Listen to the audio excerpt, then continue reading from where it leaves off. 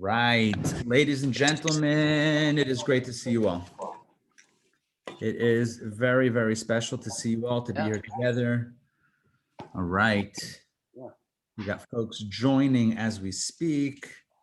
The room is populating. That's how we like it. Let's welcome everybody. Adrian, great to see you. Hope Eileen is joining as well. Great to see you. She is. She'll be right here. What happened? Ray, great to see you. Great. Here she is. Lunch meeting. Hey, Eileen. How's it going? Welcome. Good to see you. Ray, welcome. Joy, welcome. Eve, welcome. Great to see you. Jerry, welcome. Sylvia, welcome. Hope Howard is here as well. You'll be here in 2 minutes. Perfect. Justine, great to see you. Mike and Rose, hey guys, good to see you. Mom and Zaidi, welcome from Pittsburgh. Vlad, great to see you. Doreen, welcome. Great to see you. Thank you. Joy, welcome. It's good to have you here. Donna, welcome. Adina Malka, welcome. Judith, welcome. David, welcome. Dixie, welcome. It's great to see you. Welcome. Just take deep breaths. Go outside. Augusta, live from California. Augusta, welcome. Joy, welcome. Jody, welcome.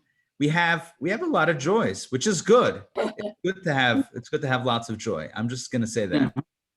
Jody, welcome. Lisa, welcome. Rhonda, welcome. Janet, welcome from lovely Florida. And oops, my thing bumped around a little bit. Oh man, I was almost there. Oh, and Richard and Susan, welcome. And Rhonda, welcome. All right, we are gonna get started right now. We have so much to get to. And I'm certainly people are gonna join as we go on, but the show is getting rolling. All right, I muted everybody, but don't worry, at any time you can unmute yourself to ask a question, to share a comment, etc. Okay, let's roll. Friends, a formal welcome to our 5th session of Journey of the Soul. It is a real treat and pleasure to have you here. I appreciate you being here with me, and we have a lot to get to. So, you know what's weird? As I'm here tonight, I get this feeling, maybe you're also getting this sense, I have this feeling that we've been here before. You ever get that sense? Okay, that was a joke. Like every week we're here in this. Okay. Tonight's topic is reincarnation. They tell a story about a fellow, Jerry, get ready. They tell a story about a fellow who passes away and he goes up to heaven. Now, I probably should qualify this. All the jokes about heaven, please, this is not the Jewish understanding of heaven. Do not think I reversed position on this from last week to this week. All right, that's a disclaimer. We continue with the joke or with the story, sorry. So a man passes away, he goes to heaven and he is by the pearly gates and the angels look him over and they say, you know what, you've been such a great fellow. You did such a wonderful job or you lived such a wonderful life. It's truly amazing. You are going straight to heaven. And he goes to heaven and there in heaven, as would be expected, there is a table, right? A lavish table. It's set beautifully, and he's expecting that on the table should be, you know, milk and honey and wine and maybe some caviar. He's expecting to be like a whole situation, right? A whole feast, a biblical feast. What happens? I mean, the caviar is, you know, I'm taking a little bit of artistic expression here. What happens? Instead, there's no food on the table. That's what he's expecting. There's a table, but there's no food. And the angel that's in charge over there, that's hanging around, comes over to him at a certain point, a few minutes later, and says, "Oh, you look a little hungry. Let me bring you some food." And he brings out 2 containers of Chinese food. Now, I love Chinese. I know everyone loves Chinese, right? So, right, Reeves, you like Chinese? All right, sure. So what happens? So, the guy is very surprised. I mean, the person who passed away is very surprised. And he says to the minister angel, with all due respect, you know, I do love Chinese food. I mean, I'm Jewish, so I love Chinese food. But I was expecting something a little bit more biblical, like milk and honey or, you know, grapes, wine, something like that. What is the deal? Say hi and jump down. Say hi and jump down. Okay. because so what is the deal with this type of food, with the Chinese food, with this food? So the angel responds, listen, tonight or today is just you and me here in heaven. So I figured might as well we just do takeout. All right, that's the joke. Don't worry. Like we said last week, all souls are ending up in heaven. There is quite the buffet. So last week we looked at the Jewish understanding of the afterlife, and we explained that after the soul separates from the body at death, it then journeys through a cleansing process, a purging process, through which the soul is cleansed and purged of any negative attachments. And we call that process Gehinnom, which other cultures or, loosely translated as hell, but that's certainly not the way it's understood conceptually by other traditions. But this is the Jewish understanding. It's a cleansing process. And we said last week, when the cleansing process is indeed complete, the soul is finally able to fully and wholly, completely experience its profound closeness with its source, with God.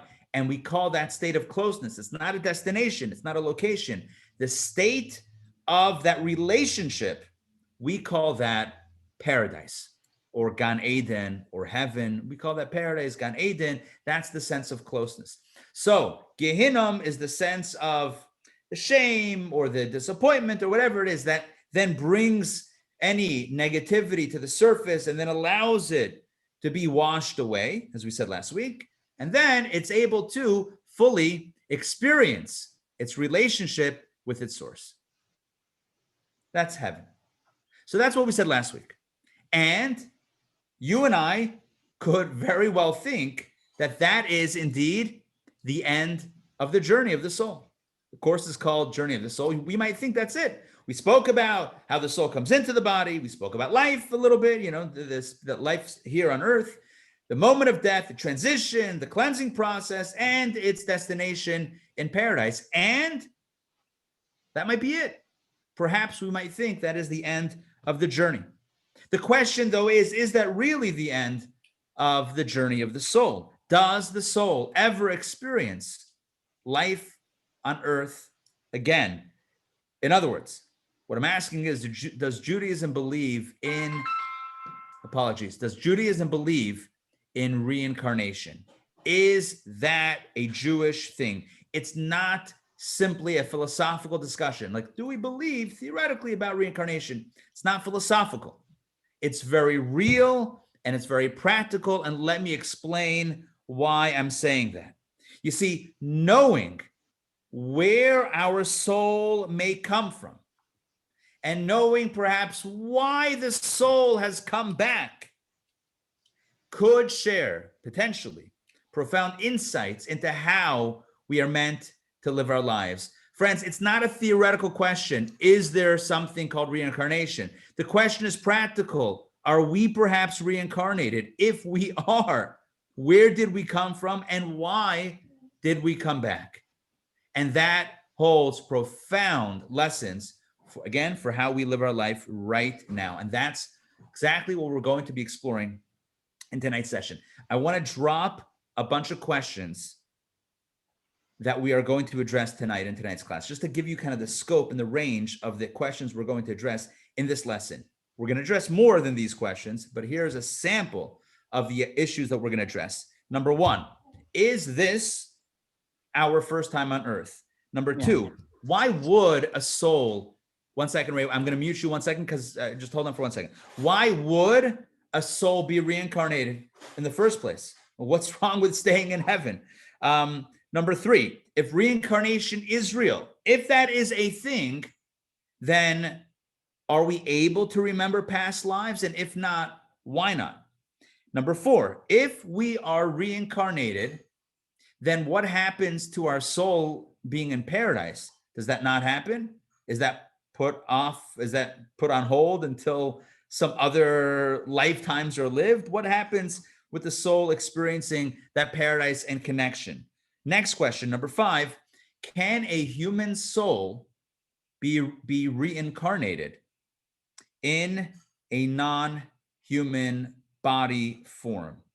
These are some of the questions, 5 of the questions that we are going to address in tonight's incredible class.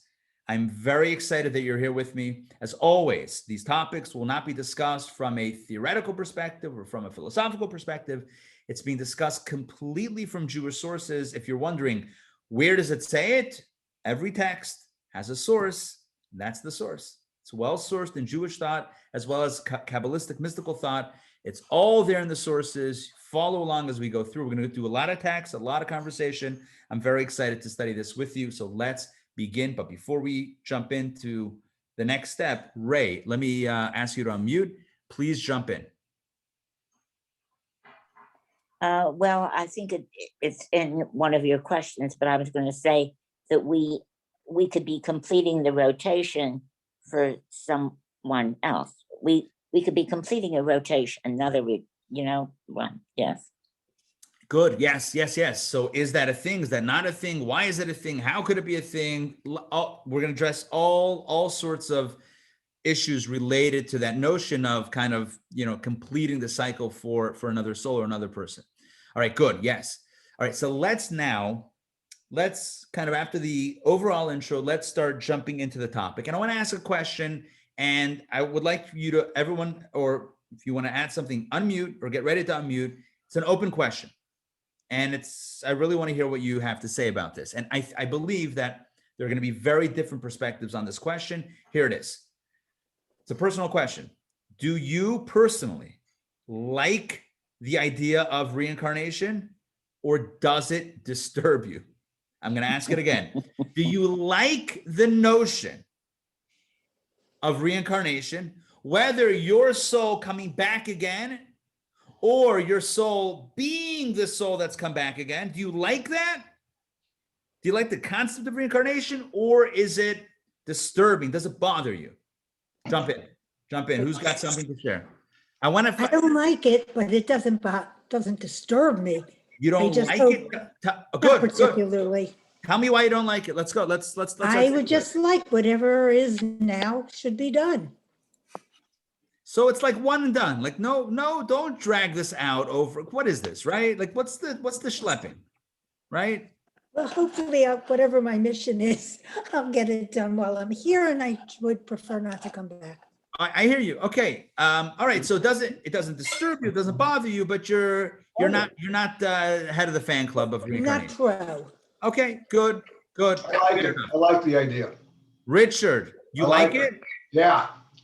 Listen, my question was, do you like it? But I really meant to ask and then defend your answer. Tell me why. Yeah, okay. Why do you like it? I want a chance to come back and do it right. I've made a lot of mistakes, and I think. Richard, I know you. You're perfect, man. What do you mean? Well, I know that. You're my best fan. But don't ask my wife, okay? I think it'd be nice to have another shot at taking all of my foibles, my flaws, which are very few, and try to correct them. Okay, so you want another shot at this. It's like you get up there, you're playing Little League baseball, and you get up there and, first inning, and you have a chance, and you swing, and you connect, but, you don't get on base. You can't wait to get back out there, fourth inning, to get another at-bat to drive the runners home. I hear you. Good. Okay, good. All right. Mindy, what do you got? I think it could be disturbing to some people because it's so unknown. Okay. We just don't know, it's the fear of the unknown. Like, we don't know. It's not like anyone could come back and tell us about their experiences. It's just so unknown that I could see it being disturbing to some. Or maybe we are back and telling each other our experiences without knowing. I'm just right. Okay, but good. It's the fear of the unknown that's fear of the disturbing. unknown. Okay, good. Justine, go ahead. Wait, hold on. Unmute.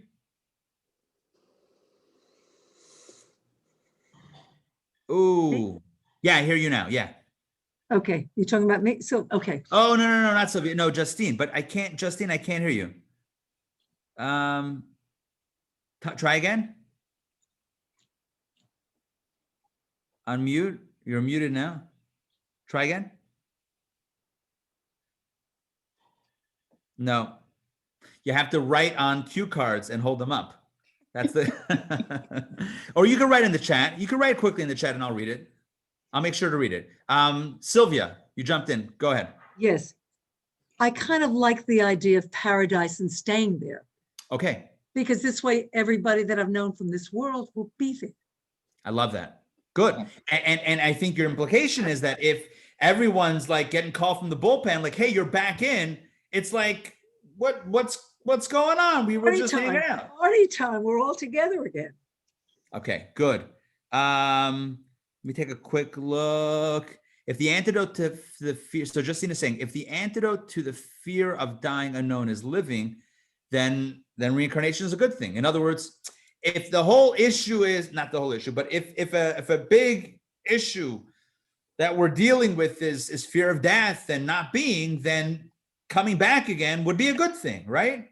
So it seems like not a bad thing. All right, good. Who else would like to share? Donna, go ahead. Well, I agree with the fear of the unknown. And I also agree with the fact that, well, what I want to say is fear of getting into a more difficult life. If we haven't finished our mission and we have to come back, and maybe life would be a lot harder. You're saying be careful what you wish for, right? It may not be, right. So what you're saying is, I like what you're saying, adding on to the unknown. I'd rather have the known, even if it's not perfect or maybe not great or whatever it is. I mean, not saying that it's not great, by the way, but I'd rather have what's known over what's not known, because we can't assume that it's going to be, amazing. What it may be very difficult. Okay, good. That makes a lot of sense. I hear that. Who else? Mark, I see your hand is up. My biggest fear of death is I'm afraid that I'm going to be asked or be told, I gave you so much. Why did you do so little? And so reincarnation would give me a chance to get some more done. Okay, that's good. Fair enough. So it's multiplying opportunity. Good, excellent. Dixie. I have had the belief that God has a contract with us and has an intention for us before we're even born. And if you don't fulfill whatever that is, the lessons that you're supposed to learn, then you do come back in another soul to complete those lessons. Okay, good. In other words, there's a mission, there's an objective purpose, and it's got to get done. Excellent. Good. Let's take maybe one more. Anybody else? We have a question here, Ari. Could you take a question? Sure. Hello. Hey. I'm the caregiver. I was wondering that, if I hope to see my grandmother again someday, and well, if I'm reincarnated, someone else kind of said this, then am I a different self, a different person, and that I can't experience that connection again? Excellent question. Good. Yes. So who are we if there are multiple incarnations, right? If we're being reincarnated, there are multiple incarnations, then who exactly are we? Does our identity become split? How does that work? How exactly does that work? These are excellent questions. And really it's about understanding how we feel about it and focusing on that. So let's continue with the conversation. And now I want to introduce a pop quiz, right? I asked you to tell me how you feel about reincarnation. And now we're segueing straight into a pop quiz. And we have not established a basis of knowledge for you to answer this from a Jewish perspective, right? Because we haven't yet jumped into the text yet. But my intention is to ask how you feel about the subject and what your notion is, your gut notion about the subject is. All right, so here we go. I'm sharing my screen with you. Take a quick look at the screen. Do you guys see my screen with the page from the textbook? Do you guys see that? Okay. This is true or false. It's a challenge here because I can't see everybody when I share my screen. Listen, this is only for you. I'm going to ask to raise your hand. I can't see you, which means I can't fact check you, which means I can't see how your beginning of the class idea and the end of the class changes, but you'll know for yourself. So I'm still going to ask you to raise your hand. Here we go. True or false? Again, we're not circling anything. This is just hand raise. Belief in reincarnation, number one, belief in reincarnation is basic to Judaism. If you believe that's true, raise your hand. Okay, if you do not believe, if you believe it's false, it's not basic to Judaism, raise your hand. Okay, fine. That's question one. Question number two. In the Jewish view, reincarnation means that a soul that inhabited one body returns to inhabit another. That's the question. In the Jewish view, reincarnation means that a soul that has inhabited one body returns to inhabit another. Right? True or false? If it's true, raise your hand. If you believe it's true, raise your hand. If you believe it's false, raise your hand. Okay. All right. Question three. Again, I can't see everybody. I can see like 3 people, but I asked, this is, you're going to check it out and you'll see that. Next question. Question number 3. A human soul can be reincarnated in a non-human entity such as an animal or plant. True or false? Can a human soul be reincarnated in non-human form? Raise your hand if you think that is true. Raise your hand if you think it's false. Okay. Question 4. A reincarnated soul does not have its own identity, but shares its identity with someone who lived in a previous lifetime, a topic that just came up in our conversation together. Again, I'm going to read that one more time. It's a statement, true or false. A reincarnated soul does not have its own identity, but rather shares its identity with someone who lived in a previous lifetime. True or false? True, raise your hand. Okay, false, raise your hand. All right. Question 5. The purpose of doing good in one's current lifetime is to be reincarnated as a person of higher status, which means that it's really about evolving and growing and becoming a higher status as we go along. Is that true? Raise your hand. Is that false? Raise your hand. Okay. Number 6, a soul is reincarnated as a penalty for sins committed in a prior life. True or false? True, raise your hand. Reincarnation as punishment. False, raise your hand. Okay. Last one. I know we've done a lot of hand raising. At least we're doing exercise while Zooming. Last question. Last question is number 7. Most souls today are reincarnations. True or false? True if you think it's true. False if you think it's false. All right. Thank you for taking this pop quiz. Most of you, I could not see your hands up or hands down, but I hope that you heard the questions, that you thought about the questions, and that you responded as to how you intuitively, naturally, or you think you believe, or whatever it is, the way you feel about the subject. This is all to kind of take your own temperature. It's really not a quiz for anybody else. It's really not an assessment it's not about anyone else. It's about yourself kind of thinking about how you think about the notion of reincarnation. At the end of the class, we're going to come back to all 7 questions. I'm going to ask them again, and we'll see if the answers have shifted perhaps. Spoiler alert, the goal is that they're going to shift a lot. Now, I can't guarantee it because maybe you were right, it's possible that but there's a lot that Judaism says, a lot that Kabbalah says, stuff that I have never taught before, even in other classes on reincarnation. I'm very excited to go through tonight's topics step by step. So let's start at the beginning. I want to paint a picture, a comprehensive picture of the Jewish belief surrounding reincarnation. The first question is reincarnation a Jewish thing? The answer is yes. It's unequivocal. The answer is yes. That's the short answer. Now, the long answer is it depends who you ask. And I know I just said it's unequivocal, but it also depends on who you ask, because there were some Jewish philosophers back in the day who were a little bit hesitant about the whole reincarnation thing, but it's a really big topic to go through as to why there was that that strain of thought, so to speak, within Jewish thought, and how that's reconciled with the normative understanding about reincarnation.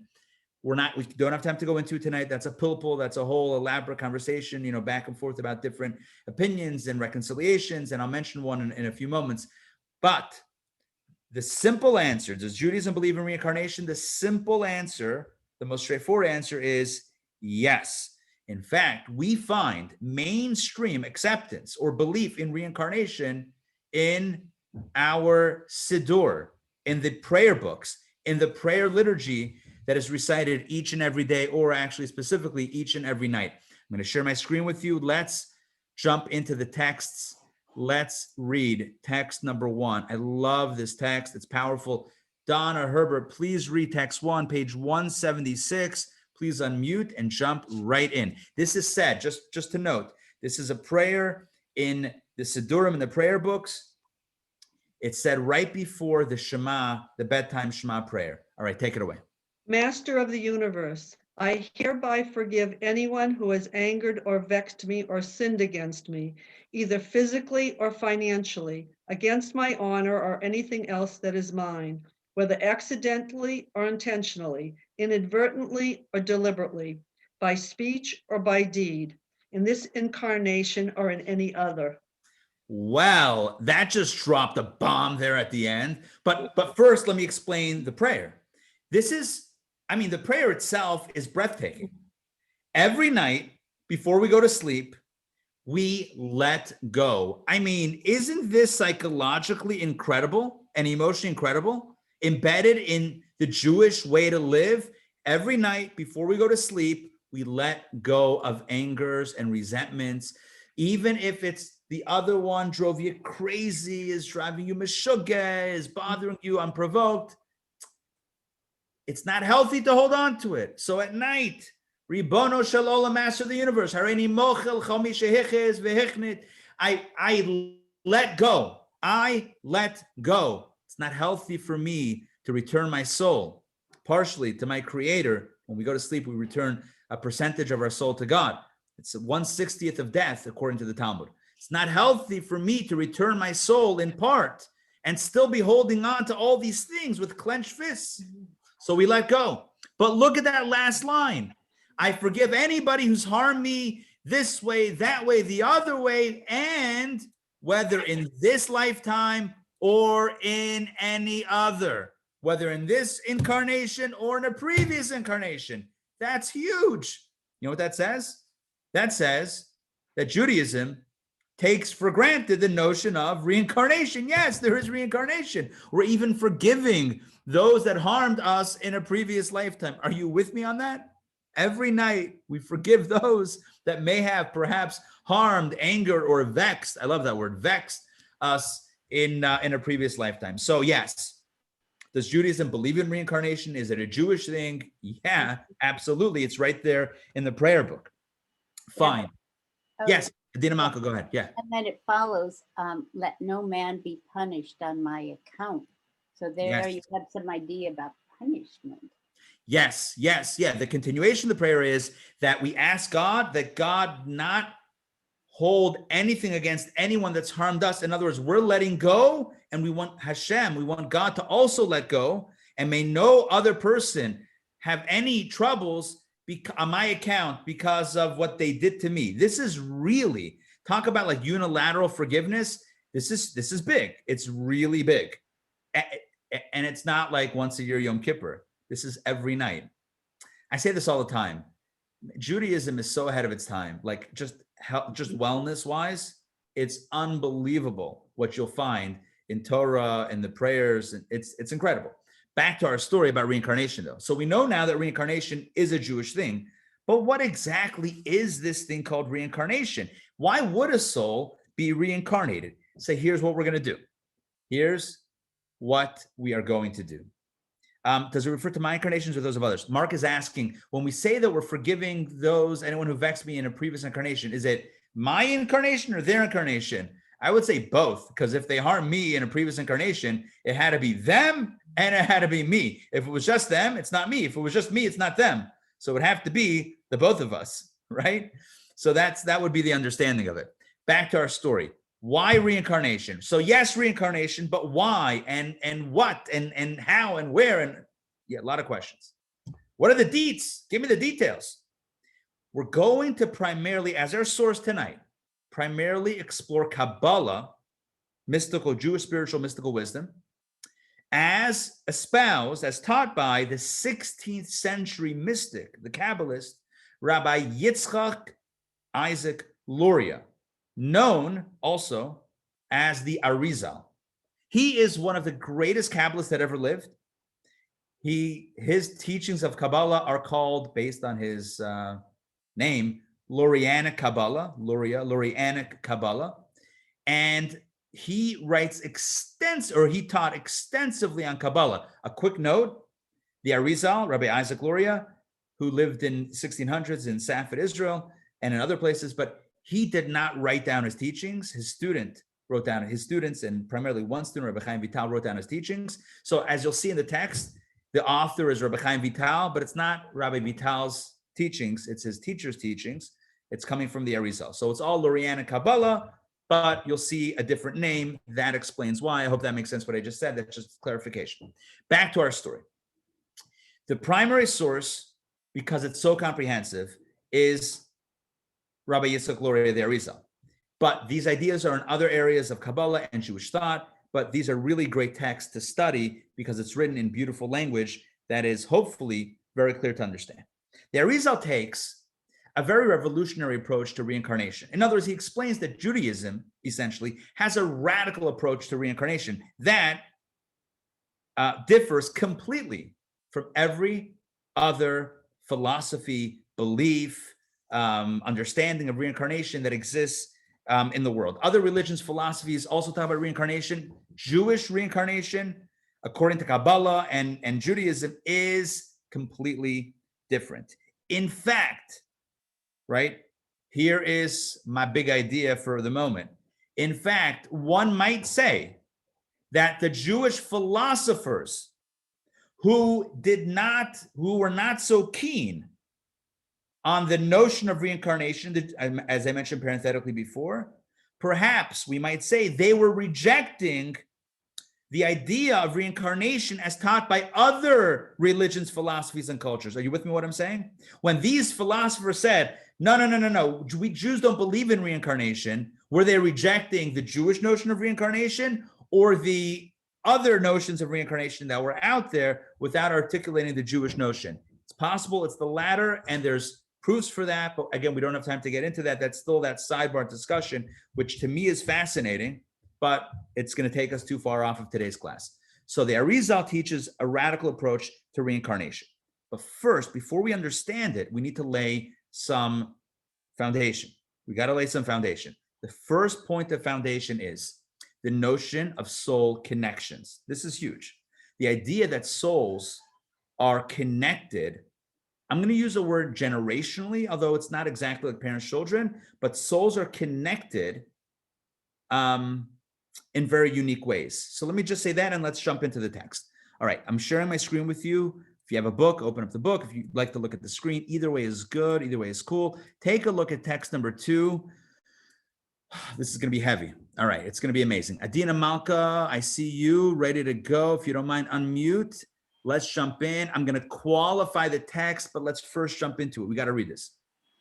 It all began with one master soul, the soul of Adam, which included all future souls. Subsequently, this master soul passed on to Abraham, Isaac, and Jacob, and was then divided among the 12 tribes. Afterward, the soul was partitioned among the 70 souls, the descendants of Jacob that accompanied him to Egypt, and eventually among the 600,000 souls who left Egypt. Thank you. Let me explain this. This is an explanation, but it also requires explanation and a few more pieces of information. I'm going to keep the reading up because you may still want to reference it, and it makes it easy if it's right here on the screen. All right, let me explain a few things. Number one, this is a Jewish mystical text speaking about the origin story of Jewish souls, i.e. souls that have a unique Jewish mission. So yes, obviously Adam and Eve are the master souls of all humanity, but this teaching kind of moves from Adam and Eve and then zooms in on the Jewish story. So if you're wondering, what about other people, other souls? Yeah, obviously, but this is again zooming in on the Jewish story. That's number one. Number two, the intention of this text is to explain how you can go from one soul and then have hundreds of thousands of souls, right? You have one core master soul. I like that term, master soul. It sounds cool. You have a master soul, right? And then it's divided into 12, and then into 70, and then into 600,000. I'm going to stop sharing because I want to do hand motions. And I feel like I want you to see my hand motions. Okay. So in absence of like a chart and a thing, I'm just going to do hand motions. So you start off with one. It's not even that going to be that great, by the way. Don't like no expectations here with the hand motions. All right. So you start off with one, right? And then it branches, and then it branches, and then it branches. Think of a family tree, right? You have at the top of the family tree, you have like a couple. And then you have, so that's like two. And then you have like, let's say they have 4 kids. Then you have like 1, 2, 3, 4, and then their spouses, and then their kids. And before you know it, boom, boom, boom, it grows, right? We've all seen family trees and how it expands like exponentially as the tree continues. Yes? Yes? So what Kabbalah is teaching is that souls, listen to this. This is a huge idea. If we miss this, we haven't laid the groundwork. We got to get this idea. It's not that souls begin laterally. You understand what I just said? It's not like you have soul, soul, soul, soul, soul, Marsha, Marsha, Marsha. What you have is one soul, which then divides into more, which then further divides into more, more, and more. Yes? Okay, good. Which means that there's an interconnectedness between souls in a very unique way. They're not parallel, but it's almost like one, I wouldn't say one soul births another. That's not accurate, but it's one is considered to be like the stem or the root soul of a branch soul. That's not a bad analogy. So you have like a tree. You have roots and then a trunk, and then you have branches, and then branches from the branches and more branches that keep on going. So you have like trunk souls or root souls, and then you have branch souls. So that's one piece of introduction. That's really important. Now, the next big idea is the following. And that is that every soul has a spiritual mission that it is intended or charged, called upon to fulfill. Again, every single soul has a mission that it is called upon to fulfill. Generally speaking, the spiritual mission is comprised of 2 primary elements: doing mitzvot, doing good things, doing good deeds, and studying Torah. Right? From a Jewish perspective, these are the 2 major elements of our spiritual mission. It's about doing good deeds in the world and about connecting with spiritual wisdom. And here's the big idea. If the soul does not complete its mission, the elements of the soul, also known in Kabbalah as the soul sparks, the sparks of the soul that have not found completion, are grafted into a new soul branch. And those new souls, right, or that new soul that has been grafted from the original soul sparks that have been left unfulfilled, so that new soul carries those unfulfilled soul sparks along with new soul sparks. Let's go to the text. If this sounds confusing, that's okay. We're going to look at it inside and hopefully get more clarity as we read the texts. So let's jump in. This is text number 3. This is in the Arizal's words where we see this regarding mitzvot. Dixie, please read text number 3, if you will. Don't forget to unmute. Yeah, you got it. Starting with furthermore. Furthermore, exactly. Okay. Furthermore, you must know that every person must fulfill all of the 613 mitzvot. If a soul does not fulfill all 613 mitzvot in action, in speech, thought, it must be reincarnated until it completes them all. Thank you. So look at what he's saying here. Again, this is all coming from the Arizal, same source. he says like this, that every soul has a mission, and every soul's mission is to complete the 613 mitzvot. So I want you to imagine a single entity that is comprised of different, think of this. Think of like a board on the wall with a bunch of light bulbs, right? And every time you do a mitzvah, boom, the light is shining, right? That one light of that one mitzvah is illuminated. And the goal is to light up all 613 lights. And what the Arizal is saying is, if by the end of our time here on earth, if we have missed some of those opportunities, if we've missed some of those mitzvah opportunities, right? So then the soul has those soul sparks. In other words, those elements of the soul's mission are then grafted into a new soul, which then carries on that mission as well as its own mission, or a larger or another mission in addition to that.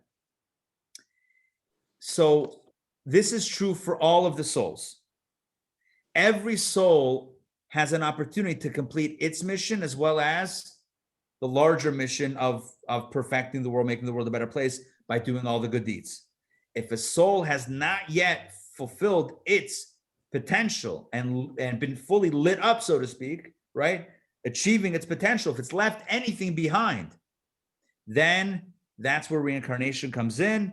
And the need is a positive need to not leave that potential untapped, so that these soul sparks are rolled into a new soul, which then carries those unfulfilled sparks as well as additional sparks of its own unique new mission.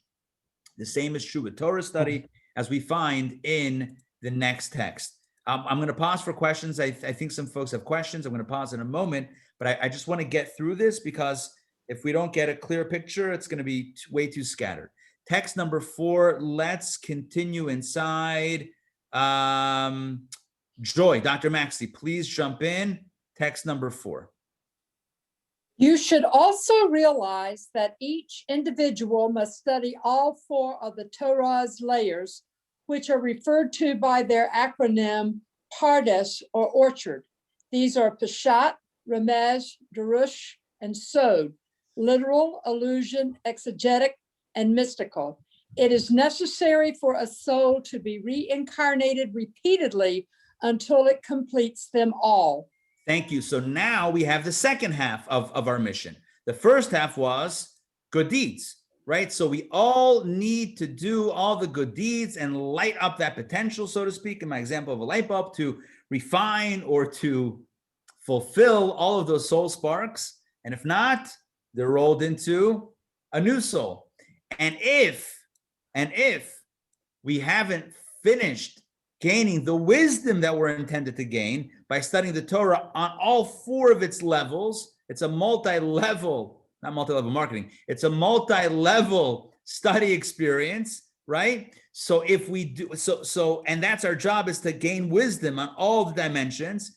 If we haven't gained all that wisdom, so there's some potential sparks in the language of Kabbalah that are left unfulfilled, unrealized, right? It's like we're leaving something on the field. We left potential there. So that rolls into, that is what we call reincarnation. It's given, there's a chance given for that to be completed and for that to be achieved, which tells us, and I'm going to pause. I know there are some questions, but I'll pause in a moment, but let me just wrap up this little section. This tells us something very profound. Number 1, each soul has a mission to complete. Number 2, each soul has itself to refine as well as a piece of the world to refine. Every soul has its connection with God to maximize. And when the soul doesn't completely finish its mission, when there's some unfinished business, those unfulfilled sparks of the soul are reincarnated into a newly grafted branch soul. Going back to the first text that we saw from the Rizal, how one soul can be branched off into another soul and another soul, etc., that's when the soul sparks have not been fulfilled or completed. It's then grafted into a new soul, which carries over the unrealized potential and gains additional points of mission. In simple terms, and I hate to reduce this to numbers, but maybe it'll make it easier if we really like drill it down into something very tangible. So let's say out of the 613 mitzvot, a person did 500, right? Throughout their lifetime, they did 500.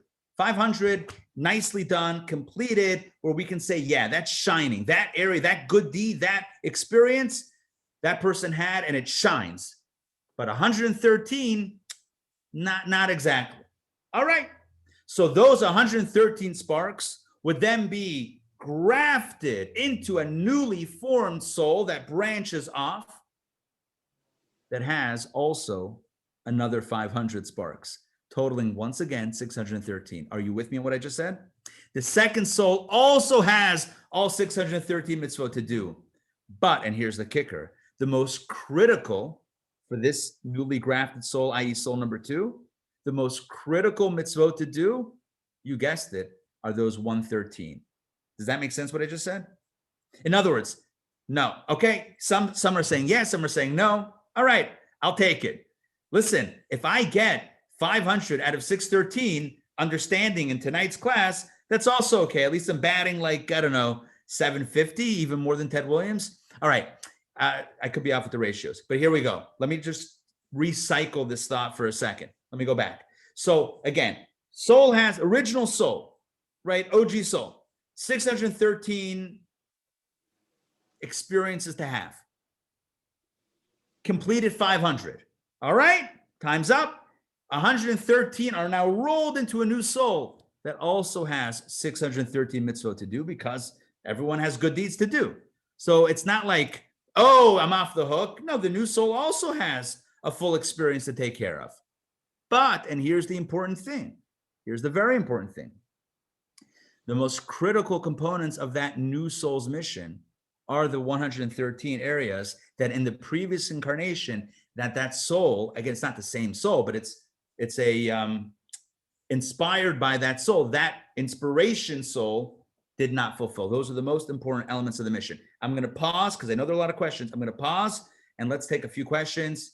Jump in. How do I become a Kohen? Oh, What? Say it again. How do you become a Kohen? Yeah, I'm Good a question. Levi. I married a Levi. Isn't that nice that we have reincarnation, right? Isn't that? Well, that's now exactly, I have to. in other words, what you're saying is support to this notion. No person in one lifetime could ever do all 613. You know why? Because some are only applicable to Kohanim, some are only applicable to priests, some are only applicable to Levites, some are only applicable to Israelites, some are only applicable to men, some are only applicable to women, so it's impossible. So it's a done deal. You have to come back. Yeah, but hold on, but 1 second, as we'll see soon, clearly in the Arizal in text 6, soon, it's not the soul that comes back. It's the untapped potential of the soul that then rolls into a newly formed branch soul that then carries, again, that has its own mission, but also carries as a primary focus that which was not yet done in the previous one. And every incarnation, that number goes down. Does that make sense? So if it's 113 left, so then after that, it's 63 left. And after that, it's 27 left. And after that, maybe it's 5 left. And then eventually it gets done. I hope that makes sense. All right, more questions or comments? Rabbi, yeah, Mike. So this may be the question of the simple son, but why, first of all, why are we tasked with the impossible? That is, each of us cannot perform. We may not be able to perform 613. The second is, why, the simple son speaking, does it have to be so complicated? Why can we not be here longer to complete the mission of the soul assigned to us? Excellent. Both are, I wouldn't say simple. I think both are excellent questions, and they're straight to the point. right? They cut at the heart of this entire conversation. So let me address one at a time, and hopefully what I'm saying will be satisfactory. Okay, number one, your question is, why does it seem like the mission is like out of touch or out of reach? Why so ambitious? So simply, the way Kabbalah explains it, it's not about ambitious or not ambitious. This is the architecture of creation. In other words, objectively, in the fabric of existence, there are certain elements that each soul is meant to experience and touch. And ambitious, not ambitious, I don't know. These are experiences that the soul, in order to have its most full experience, right, ought to touch. It's almost like lahavdil. I want to give like a simple example. Let's say you go to San Francisco on vacation. Oh, nice place, Golden Gate Bridge. There's a pier or maybe a wharf. I don't remember. I went there like some years ago, right? There's all this, you check out the stuff, and there's that street, right? Lombard or Lombardi or something, the trophy. I'm kidding, right? Lombard Street. You know the one? You guys know what I'm talking about? Yeah. All right.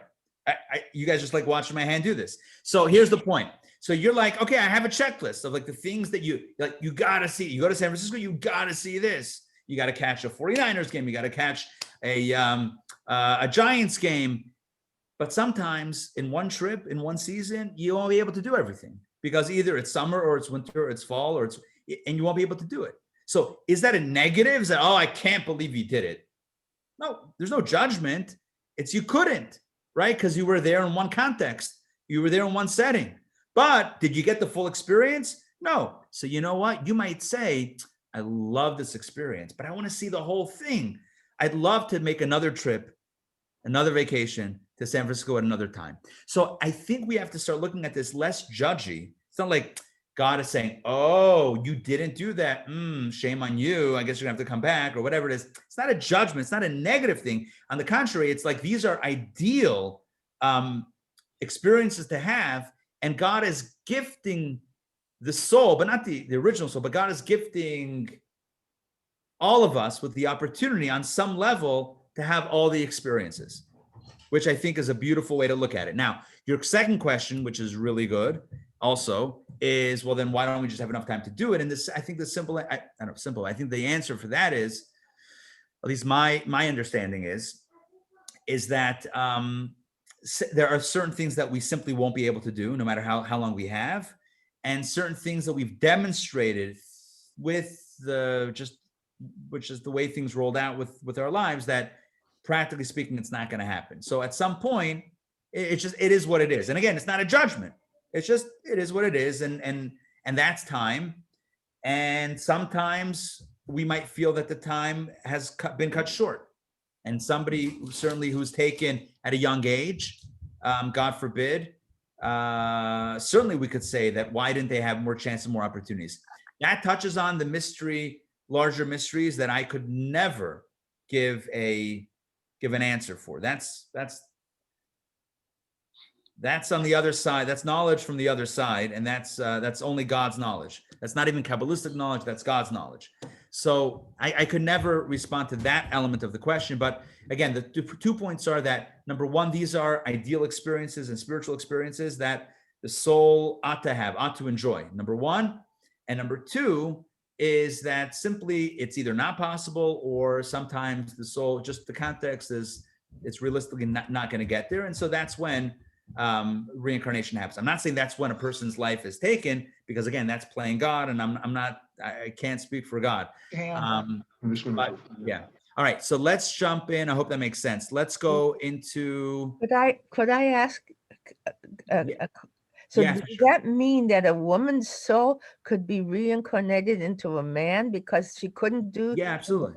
Yeah, For sure. And Yeah. also, then is it also the limit of Jewish people are only 600,000, or that was just an example? No. So great question. So it's not that the limit of souls is 600,000. On the contrary, 600,000 represents the next tier, after which it expands exponentially, right? In other words, you have 1, which is then 12, which is then 70, which is then 600,000. And then after that, we lost count, right? After that, it just keeps on expanding and growing. and you have all sorts of admixtures of souls and souls coming in and souls going out. It's there's certainly not a predictable, straightforward way that this happens. But the essential point is that there is a method by which a soul is given an opportunity to have a full experience, the full bandwidth of spiritual touch points, which I think is really beautiful. If we look at it it's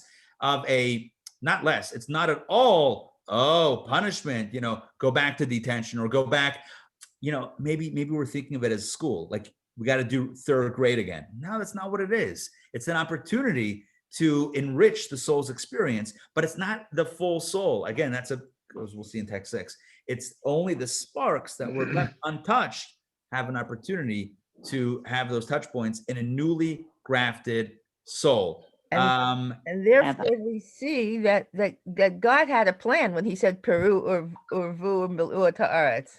There was there's a plan and there's a method by which this happens that's outside of our necessarily outside of our knowledge. I saw, Alex, go ahead. Just on the subject of reincarnation of the soul, let's say, and Rabbi Luria describes, I think he was a reincarnation of a particular sage. Yeah.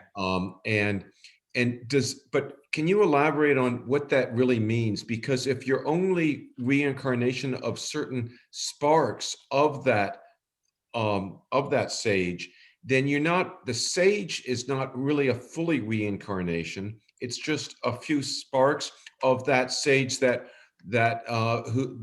where the mitzvot were not fulfilled. Although if that sage was a tzaddik, then all the sparks that were meant to be fulfilled were already, in essence, fulfilled. So what aspects of that sage of Rabbi Luria then did reincarnate? You're asking an excellent question or excellent questions. We will address it in today's class when we talk about variations of reincarnation. There's a normative or a classic form of reincarnation, and then there are variations. This would be a variation, which is tremendously important. But hold that thought. I guarantee you we will talk about this. But which is the variation? When a tzaddik soul comes back in another tzaddik or to assist another tzaddik, which is what your question is. Yes. Right? When the Arizal says that he is channeling the soul of another tzaddik, that is not the reincarnation that we're talking about now. We're speaking of the classic form of reincarnation is when there's potential that's unfulfilled, when there's lights that haven't been turned on yet, when there's more experiences to happen, the soul, those experiences that have been unfulfilled have a chance to roll into a new soul and to have those fulfilled. That is not the same as what the Arizal said about his own soul being reincarnated from another tzaddik. That's a different form, which we will talk about, guaranteed, momentarily. Ray, go ahead. Was I not told at some point that when a young person passes away, it means that only that amount of time was needed to complete a rotation? That is what some have said. I cannot tell you. What we're studying tonight is a framework, a Jewish and Kabbalistic framework about reincarnation. You're asking about a specific situation that might happen with a specific person in a specific family. Does that mean that that child passed away, God forbid, because of X, Y, and Z? I do not have that information or that insight to be able to say that based on what I've learned, this is what happened in this situation. That is a major jump from a conceptual framework of understanding how things work to applying it to a specific situation. So I would never be so bold as to pronounce that definitively, or even honestly suggest it in a way that was diminishing the loss. Now, if it's something that could be helpful, that's another conversation, which really gets back to our question about mourning and grieving and how perspectives can help with that. That's another conversation. But your question is, when a young person passed away, does that mean that they were a reincarnated soul, only had, let's say, 5 sparks to touch? When those sparks are done, that means they can go. Maybe. Conceptually, there's room for that to understand that, but practically to say that that's exactly what happened in this case requires a vision of souls that I do not have and I cannot comment on. And I would believe that most of us, even those people that are saying that, don't have that vision. If the Arizal said it, that's one thing. A tzaddik says it, a Kabbalist says it, that's another conversation.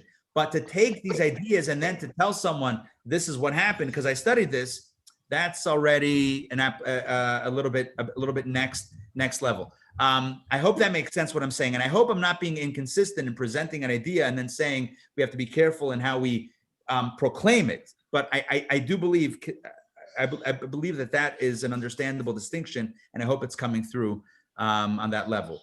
Mindy, go ahead. Right. Oh, sorry.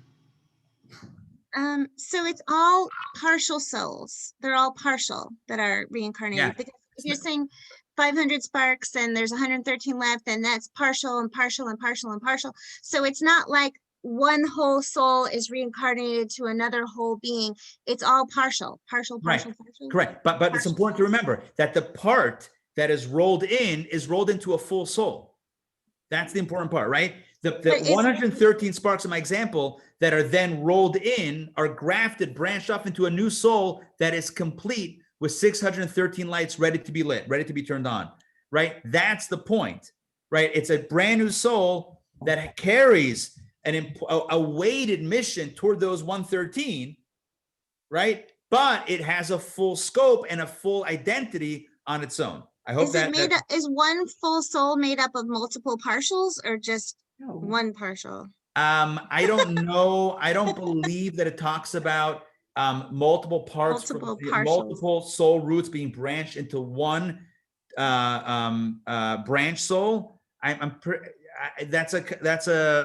not sure. I can't say either way. My understanding is that it's kind of one going into one into a new soul. It's theoretically possible, but it would seem like a one-to-one type of thing. All right, let's take two more questions. Adina Malka, go ahead. Oh yeah. So all right. So we have this new branch soul with 613 sparks to be lit. Yes.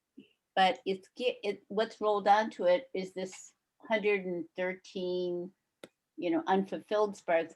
Well, maybe that's too much of a burden for this other soul. Maybe it's given 113 sparks that it just can't light. Maybe if it makes it darker, as a matter of fact. And you're saying the same 113 that didn't get done the first time are going to be the same 113 that are not going to done this time.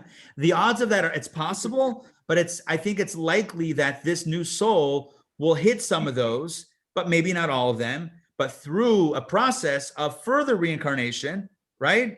Oh. So that can ultimately, that number is reduced and all of those experiences are had ultimately.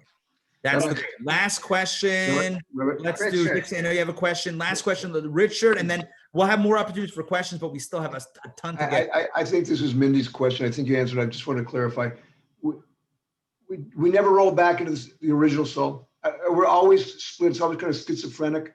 We're never, the soul I have today will never regroup as one. It'll always split up into other branches and other branches. Will it ever come back and congeal in one soul that I know right now? Or is it always going to be split and be grafted into other souls and other souls? You and I are one soul right now. We are not a split soul. We are one soul.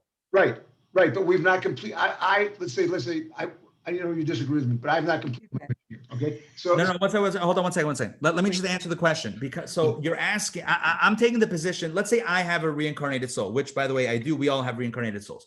So let's say my soul is reincarnated, which means that my soul has 113 sparks from Yankel, right? Yes. From a previous thing. So your question is, does that mean that I'm schizophrenic? I have 113 of Yankel's and 500 of my own. No, I have 613 of mine. It's one new soul. It's one new soul that when I do these specific mitzvot, it affects not only me, but it goes back and affects the previous soul. It completes the larger picture, right? Every puzzle piece is its own piece, but it also contributes to the larger picture. So it's a regret. So it's not a schizophrenic soul. It's not that my soul is divided. It's not like I have a split personality. Some of me and some of them. It's all me. But part of me also speaks to a larger piece. All right. All right. So let's move. I know there are more questions, and I want to get to everything, but we have to continue our conversation. And I think as we advance more text, as we advance it, so I think that it's going to become a little bit clearer as to what the ideas are here. Let's quickly reset the three big ideas that we've shared thus far. Number one, souls are interconnected like roots and branches. Number two, each soul has a spiritual mission comprised, generally speaking, Torah study, wisdom, and spiritual wisdom and spiritual practice. Number three, when a soul does not complete its mission, i.e. there's some soul sparks, some sparks of spirituality that it hasn't yet lit up or completed, that is bequeathed, if you will, to a new branch soul that is its own soul. It's not a split soul, it's its own soul, right? Just like a child from a parent. Oh, so it's a split personality. Some of the mother, some of the father. No, it's a child. It's a human being, right? So just as it is physically, so too it is spiritually. We have our own soul, but there is influence, or there is a history, certainly to parts of that soul. So these are the three ideas we've shared thus far. And now we're able to go deeper in this concept. And I think a lot of the questions may be addressed or answered because the Arizal will clarify a critical truth about reincarnation. This will be text number 6. We're skipping the 5s, 5A, 5B. Don't worry, you're in good hands. Text number 6. This deals with soul recycling. I am going to read this text. All right, it's on page 182. Here we go. Although we've stated, says the Arizal, in numerous passages of this treatise, that a specific individual soul was reincarnated in a particular person, and it was subsequently reincarnated in another specific individual, and so on. Listen to this. Do not misread this as implying that the original soul itself is reincarnated repeatedly. Rather, each human soul branches out into innumerable roots. Every root contains an infinite quantity of soul sparks. With each subsequent reincarnation, a number of these sparks are rectified and they ascend to enjoy the rewards of heaven and dwell in the particular strata of Gan Eden that are appropriate for them. However, those soul sparks that were not rectified are reincarnated to provide further opportunity for rectification. Each soul spark that we touch, that we hit, that we perfect, that we complete, that we fulfill, whatever you want to call it, that we light up, whatever word you want to use, however you want to imagine it. Every soul spark, every spiritual opportunity that we engage in, right, that we partake in, that represents our paradise. That represents a connection that our soul has with God. And those opportunities that we didn't take, that we didn't avail ourselves of, those opportunities, again, have another shot to be fulfilled in a reincarnated soul, in a new soul that is grafted off of that, which tells us that reincarnation, and this is a key idea, in the Jewish understanding, reincarnation is not soul recycling. It's not a recycling of souls where you have the same soul. Oh, sorry, let me stop sharing so that we can all see each other. It's not the same soul going into one container, body, and then another container, another body, and then another container, another body. This is the Eastern understanding or other understandings of reincarnation. Same soul, different bodies. That is not at all the Jewish understanding. Reincarnation, known in Hebrew as Gilgul. Gilgul means a rolling over. Gilgul is like rolling over or carrying forward of those unfulfilled sparks from the one soul into the next. In other words, reincarnation is the process by which a new soul is grafted and generated from the part of an old soul that wasn't fulfilled in order to give it the opportunity to find that fulfillment. This is a tremendous blessing for the soul, right? So let's break this down even further. So a person lives their life, and we're going to get a little bit detailed here, and I think this is going to help maybe address some of the questions. So a person lives their life, and they do a lot of good deeds, they study a lot of wisdom, and then they pass away. So all of the completed soul sparks, all of those spiritual experiences that were achieved, that were touched, that were enjoyed, all of that are in a pure place, return to the source, and are have that experience of connection to the source because they comprise the soul's identity and experiences spiritually with God. The remaining soul sparks that were not fulfilled fall into one of two categories. Again, we spoke generally, the numbers that I used were 500 achieved, 113 not yet achieved. But those 113 fall into one of two categories. This is where we get more specific than what we said before. All right. Number one, there are unrectified soul sparks that result from a mitzvah, for example, not being done, or maybe a part of Torah not being studied. I gave the example before of 613. Talk about Torah and the 4 dimensions of Torah study. There's a lot more sparks than 613 because that's only the performance of the mitzvot. There are many other experiences that could or might not be fulfilled. But let's stick with the number. So it could be that those 113 or some of those 113 are simply mitzvot that we haven't had the opportunity to do or do in a complete way. But then there's another category, right? And by the way, and those soul sparks of those unfulfilled opportunities and mitzvot opportunities are rolled into a new soul that's grafted from this. But there are also sparks that might be damaged by our negative actions. You see, it's one thing to not light up one of the sparks, but it's another to break a light bulb, so to speak, to harm through negative action, not just inaction or failed, not picking up an opportunity, but through negative actions, through negative choices to actually harm or, I don't know what the right word is, misappropriate one of these soul sparks. So what happens with those? So that damage, right, through our actions that are, not the greatest actions. So that damage is repaired either in one of two ways, either through the process of Gehinnom, which we spoke about last week and earlier tonight, the process of the what's it called again? The purgatory purging and cleansing of one's misdeeds. That's one way that we can cleanse, or so to speak, deal with not just missed opportunities, but negative actions. The second way is through reincarnation. The soul sparks that might be damaged through negative actions, they can also be rolled into a new soul that then has an opportunity to treat those soul sparks in the proper way as opposed to the negative way. So those soul sparks that do not need rectifying, let's say in this example, the 500 soul sparks that are perfect and complete, that have been achieved, they do not need to be regenerated into a new soul. They are good and they are where they need to be. But the soul sparks that still need rectifying are regenerated into a new soul that has a full mission, all 613 mitzvot to do, all 4 layers of Torah study to do as well. But, and this is very important, the primary mission, I said this before, the primary mission of this new branch soul is the rectification of those reincarnated soul sparks, which means those 100, in the example, 113 areas that the previous incarnation did not fulfill. So if it fulfills those 113, but misses some of the new 500, the additional 500, it does not need to be reincarnated for those 500. Does that make sense what I just said? Yes?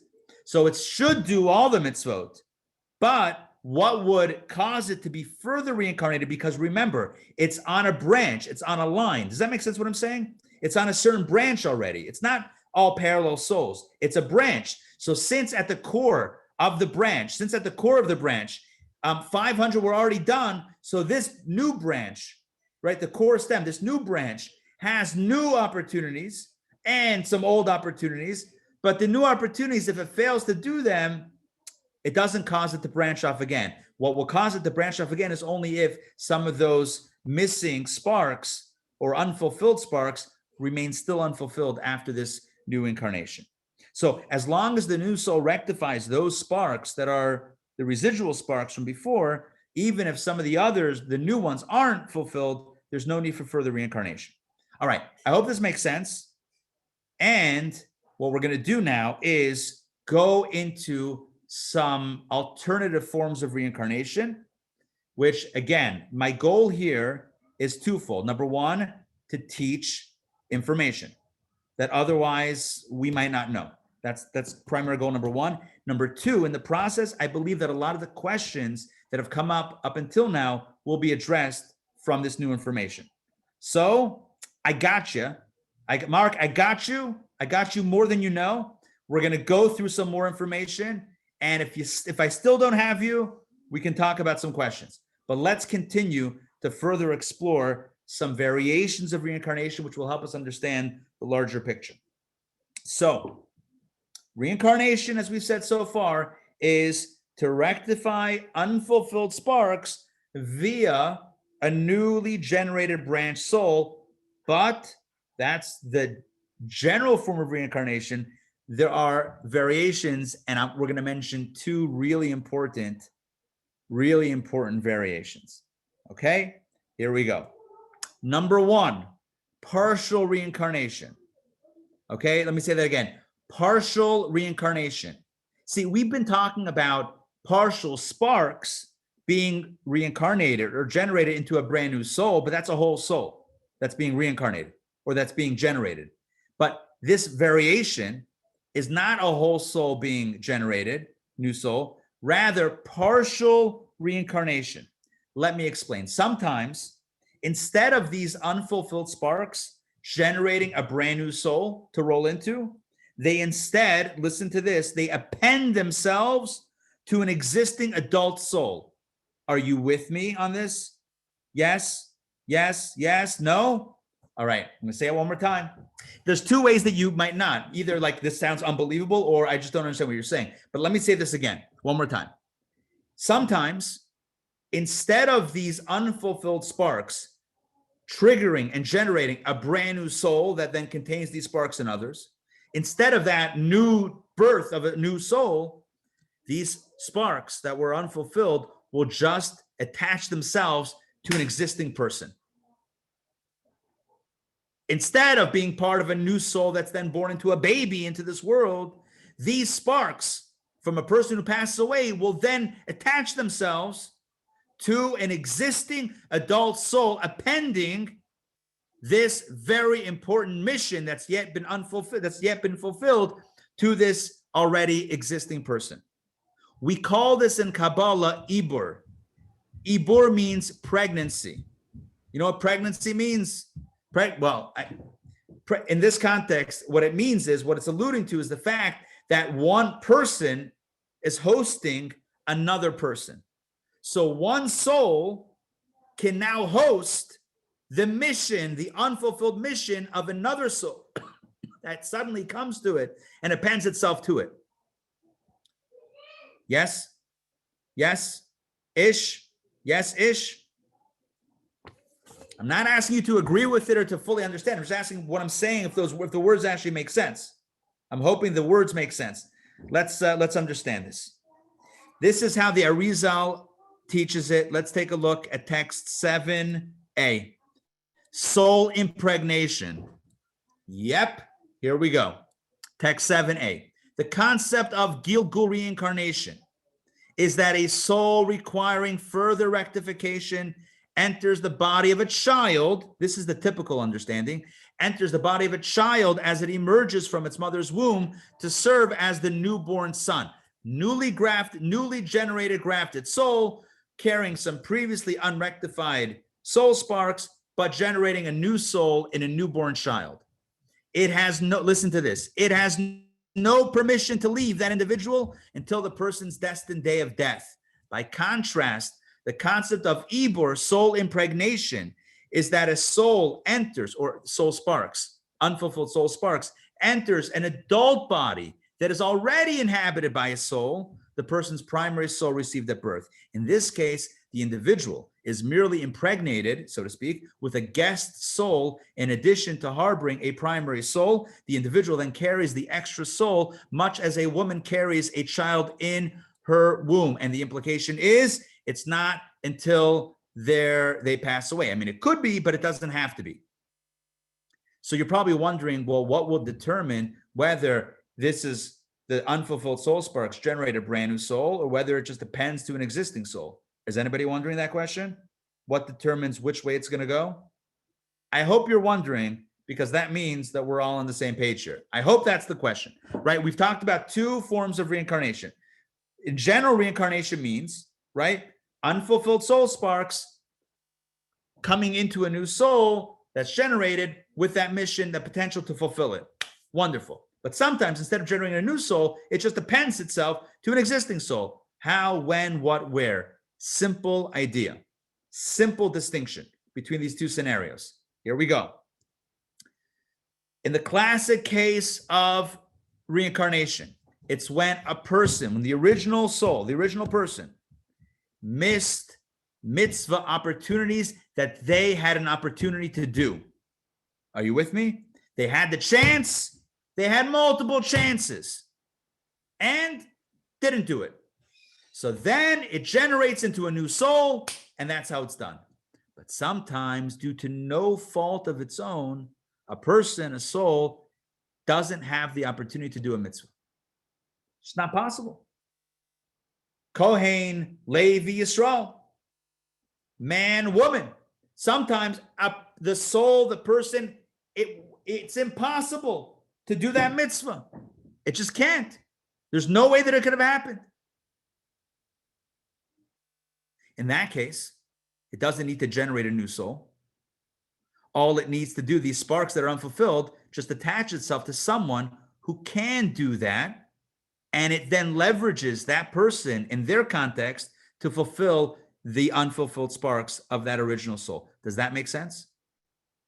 In other words, keeping it very simple, a Kohen and an Israelite, a Kohen soul might be an Ibur, right? Might append itself to an Israelite soul because due to no fault of its own, the Kohen couldn't do the other stuff, right? So therefore, it just needs that impregnation, so to speak, to attach itself to that soul, that second soul, and connect and almost not live vicariously, but connect with it in its experience. And when that is lit up, it can then go away. Does that make sense?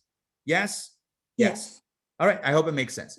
So again, if there was an opportunity and it was missed, then that unfulfilled, missed opportunity soul spark would generate a new soul. If it was due to no fault of its own, if it couldn't have done it, that's when it's appended to another soul. Let me share my screen with you, and we're going to jump into 7. Will it definitely be sent to a soul so that it can? Hold on one second. Let's read this. Well, and 1 second. And there's a second reason. Hold on, before I share, there's a second reason why the soul of the Ibra would happen, the pregnancy, the appendage soul would happen. And that is going back to what Alex asked before. Alex, remember you asked before about the Arizal, a tzaddik soul. Why would a tzaddik soul ever need to be reincarnated into another soul? What's up with that? Simple answer. Sometimes a soul is appended to another soul, not because it was unfulfilled at all, not even due to an accident or due to nothing of its own fault. It's nothing needed to be fulfilled. It completely fulfilled its mission. It's simply appending itself to another soul in order to give it additional energy and vitality and a boost. In other words, it's not doing it for its own benefit. It's doing it for the benefit of the other. It's like a battery pack, a power pack, attached to the original soul or to that other soul that's giving it a special boost of energy. Now we can read text 7b. I'm going to read it straight through. A soul experiences Ibur. Ibur is the soul impregnation for one of two reasons. A, this is coming from Rabbi Chaim Vital. The impregnated soul comes to an individual for its own sake, right? That's the first option. In its previous life, it failed to perform a particular mitzvah and was therefore left lacking. But this was the kind of mitzvah that was impossible to perform under the conditions of that lifetime, such as the mitzvah of Yibum, Chalitza, and the like. I'm not going to get into these mitzvot. Just understand that it's not possible for everyone to do it. So therefore, if it was not possible for that soul to do it, it's not considered to be a blemish. Or it's not even considered, I said before, not to judge. It's not even ever a blemish, but it's not even a lacking that was possible to not have been lacking. Wasn't even possible. So in that case, it's therefore not obligated to engage in a full-scale incarnation, as we described earlier. For soul impregnation is sufficient. All it needs to do is have those opportunities. So boom, pop those sparks into a soul that's in that context that it could do those mitzvot. and it goes along for the ride. It lights it up and it's out. It's in, it's out, boom. That's one reason for soul impregnation. And like I told you a moment ago, B, the impregnated soul comes solely to assist an individual. In other words, it's not about itself or any unfulfilled, anything that was not done. Rather, it's completely for the benefit of that new soul, or not new soul, but that other soul that it is now appending itself to. So the impregnated soul comes solely to assist the other individual, to bring a person additional merit, or to guide an individual in matters of Torah mitzvot. In this case, the impregnated soul lacks nothing for itself. I've given you now classic case of reincarnation, as well as the variation and two rationales for the variation. Classic reincarnation is unfulfilled soul sparks, generate a new soul that has those soul sparks and additional ones, and that person lives their life and hopefully gets the job done. Alternative case of reincarnation is not a whole new soul that's generated. Rather, these sparks, boom, are just plugged into a new to an existing soul, either because it was due to no fault of its own that it couldn't have done those, that it didn't do those before, or to benefit, to power the second soul to uplift it in a higher way. One more variation, and this is a big one, and that is, can a human soul come back in a non-human form? The answer is yes. The answer is yes, but the question is why? How in the world would it make sense, based on everything that we know in this course, in this class, about God, about Judaism, about God loving us? Why in the world would God send a human soul into an animal or a plant or a rock where it could not function and complete its mission? If the whole point of reincarnation is to, right, should I articulate the question, or you understand the question already? If the whole purpose of reincarnation is to light up those lights, how could it do that if it's a plant? So here's the answer. And now I need to share with you one piece of information that I didn't share before. How many chances does the soul have? 3. Correct. The original soul and 3 reincarnations. It's got 3 chances. So those 130, original soul did 500 out of 113. 113 left. How many chances? 3 more chances. Knock it down to 70, 30, and knock it out. If any soul sparks remain after that, in a way, after the caveat here is, the disclaimer is, in a way that they weren't even progressed at all. So if there's been some progress made, even if it's not fully lit, imagine light on a dimmer. If it's even a little bit lit, it has more opportunities. But if it's completely dark, it hasn't touched it at all, after 4 times the original plus 3 more, at that point, it's not sent back down again into human form. It's put into a non-human form, which is a tremendously difficult experience for the soul, that therefore, or not the whole soul, but those sparks of the soul, which cannot fulfill its purpose or its mission, achieve its mission. That challenge and pain itself, like we spoke last week about Gehenna, actually purifies it and purges it and cleanses it through this, I would call it a negative process. I don't want to harp on this. I don't want to go too far on this, because it is a non-normative conversation and idea, but it is really important to understand that it is possible, and it happens, that a soul or soul sparks having been here 4 times and not at all being touched would then have an experience of purging in an exile form in a non-human body. Does that make sense? Even sort of? Yes? Okay. All right. We are close to the time. And when I say close, yeah, we're right about there, 9:30. So I want to share 1 or 2 quick insights, wrap everything together. There's so much to talk about. We could do 3-4 hours on this topic and not even get, past and still have more to talk about. A few quick things. So we spoke about souls and reincarnation and variations of reincarnation. The last thing I want to mention. So who was I? Kabbalah says that all of our souls are reincarnated souls. We are not one of the original. We're not the original one. We're not Adam. We're not the original 12. We're not the 12 tribes. We're not the original 70. We're not the original 600,000. You and I are reincarnated souls. Branches of branches of branches. We are the branches. And if you're wondering how could there be so many branches if it's only 3 times, I already answered that before. I said it's only 3 if there hasn't been any progress. Remember I said that? I clearly said that. If there's progress, you got more than 3. So if you're wondering how there are more than 3 generations after the 600,000, that's your answer. Now, so we're all reincarnated souls. Can we know the story, the origin story? Every good barbecue sauce I've noticed, every barbecue sauce on the shelf has an origin story. In 1864, Farmer Bob tripped over bubbling thing. It would turn out to be barbecue sauce. It was the best that won awards, right? It's always, I like barbecue sauce. I go straight. If it's got a good origin story, I'm buying it. I'm being completely honest here. It's not even a joke. All right, back to our story. Maybe a little bit of a joke, but also. So can we know the origin story of our souls? Can we figure it out? And if not, why? If yes, why? What's the story with knowing what came before? Wouldn't it be great to know those 113 sparks that we need to hit so we can focus on them? Wouldn't it be amazing if it's maybe only 5 so we can allocate our energies appropriately? That would be helpful, right? We don't know. Kabbalists, soul seers, no. And there are stories of tzaddikim, Kabbalists telling people, guiding them through the process. But even if we don't know that, and there's a reason why we don't know, right? There are reasons why we don't know. That information could be also too big for most of us to handle in a healthy way. I mean, think about it, right? It's a lot of insight to carry. But there are ways in which we can almost know, or in which we're guided to that knowledge, even if it's not direct, but also indirect.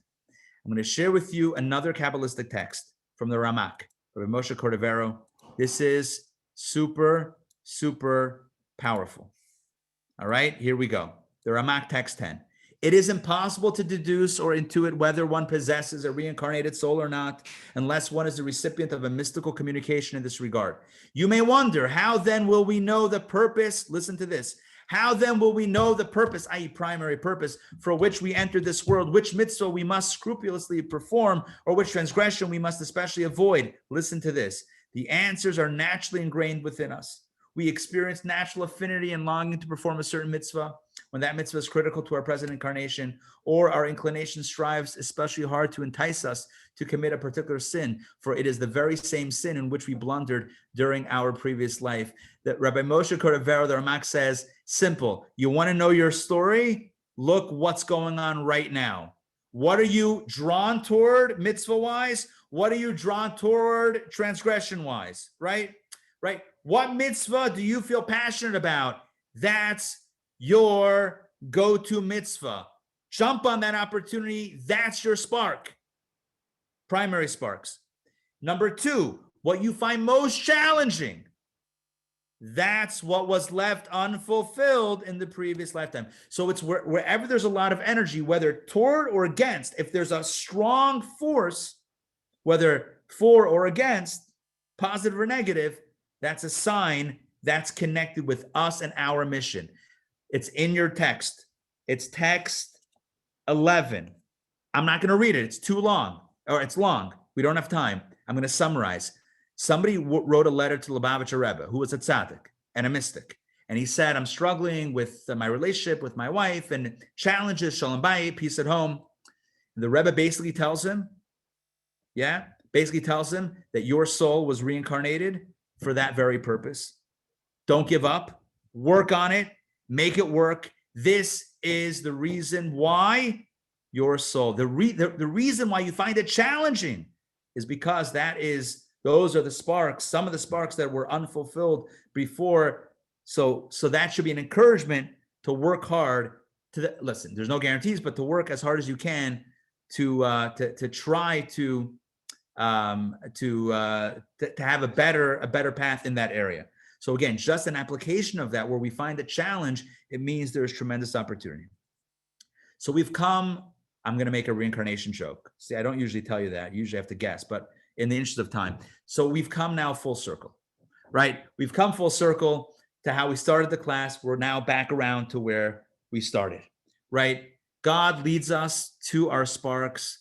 God puts opportunities in our way, in front of us. God leads us through our interests, our likes and dislikes, to point us in the direction of where we need to go. If we find a type of person or a type of scenario recurring in our lives, people say like they keep on dating the same type of person or keep on encountering the same challenging circumstances, that's probably a sign. Hold on, let me mute that for a second. So that's probably a sign.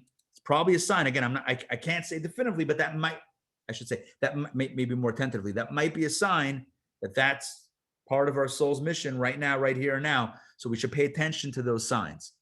So now we can come full circle and answer all 7 questions that we asked at the beginning of the class. And I want to say these very quickly. Number 1, is reincarnation a basic Jewish belief? Yes, absolutely. Is reincarnation when a soul comes back in a new body? No, souls don't come back. Souls graft and generate new souls that carry on a mission from a previous soul, but souls don't come back. Because otherwise, when would the soul ever find rest? And as was mentioned before, when would it ever connect with the souls that it has relationships with? The soul doesn't come back. The soul generates another soul. Another example, if you want to think about it, picture it. Take a candle that's lit and light another candle. So now you have 2 candles that are lit. Is the first candle still lit? If you've done it right, yes. So a soul generates a new soul that carries on its mission, that carries the torch forward, but it doesn't disappear in the process. It remains in its space. I hope that analogy helps understand how the original soul remains where it is in paradise and connected with God and its other relationships, even as it generates a new soul to carry on some of its legacy and its missing opportunities. So does the soul come back in a new body? Not the soul. A new soul in a new body, but not the soul. Can a human soul be reincarnated in a non-human form? Yes. But that's a rare and fringe or extreme situation. Does a reincarnated soul have its own identity? Yes, its own identity. Do we believe that when we do good, or that we do good in order to be reincarnated as a higher form of being? No, we don't believe that we're reincarnated into higher forms of being. Reincarnation is only to fulfill unfulfilled potential. Is reincarnation a punishment? It's not a punishment. On the contrary, it's a gift. It's an opportunity, right? It's like, a loved one or a friend goes on vacation to San Francisco and tells you how much fun they had, but they missed out on that opportunity on certain sites. And then you surprise them for the birthday with tickets to go again. Is that a punishment? No, it's a gift. You're giving a gift of more opportunities and more chance to be fulfilled. That's a positive thing. It's not a punishment. It's an opportunity. Are most souls today reincarnated? The answer is yes. We've studied a lot about reincarnation today. We talked about the interconnectedness of souls, spiritual missions, unfulfilled potential, soul sparks, grafting new souls, appending souls to existing souls, reincarnated in non-human forms. We spoke about so many different topics and related topics to reincarnation. All of it paints a pretty comprehensive and powerful picture of the Jewish notion of reincarnation, and directly addresses the concerns that we might have had with reincarnation that we stated. I asked you before, do you like reincarnation or does it bother you?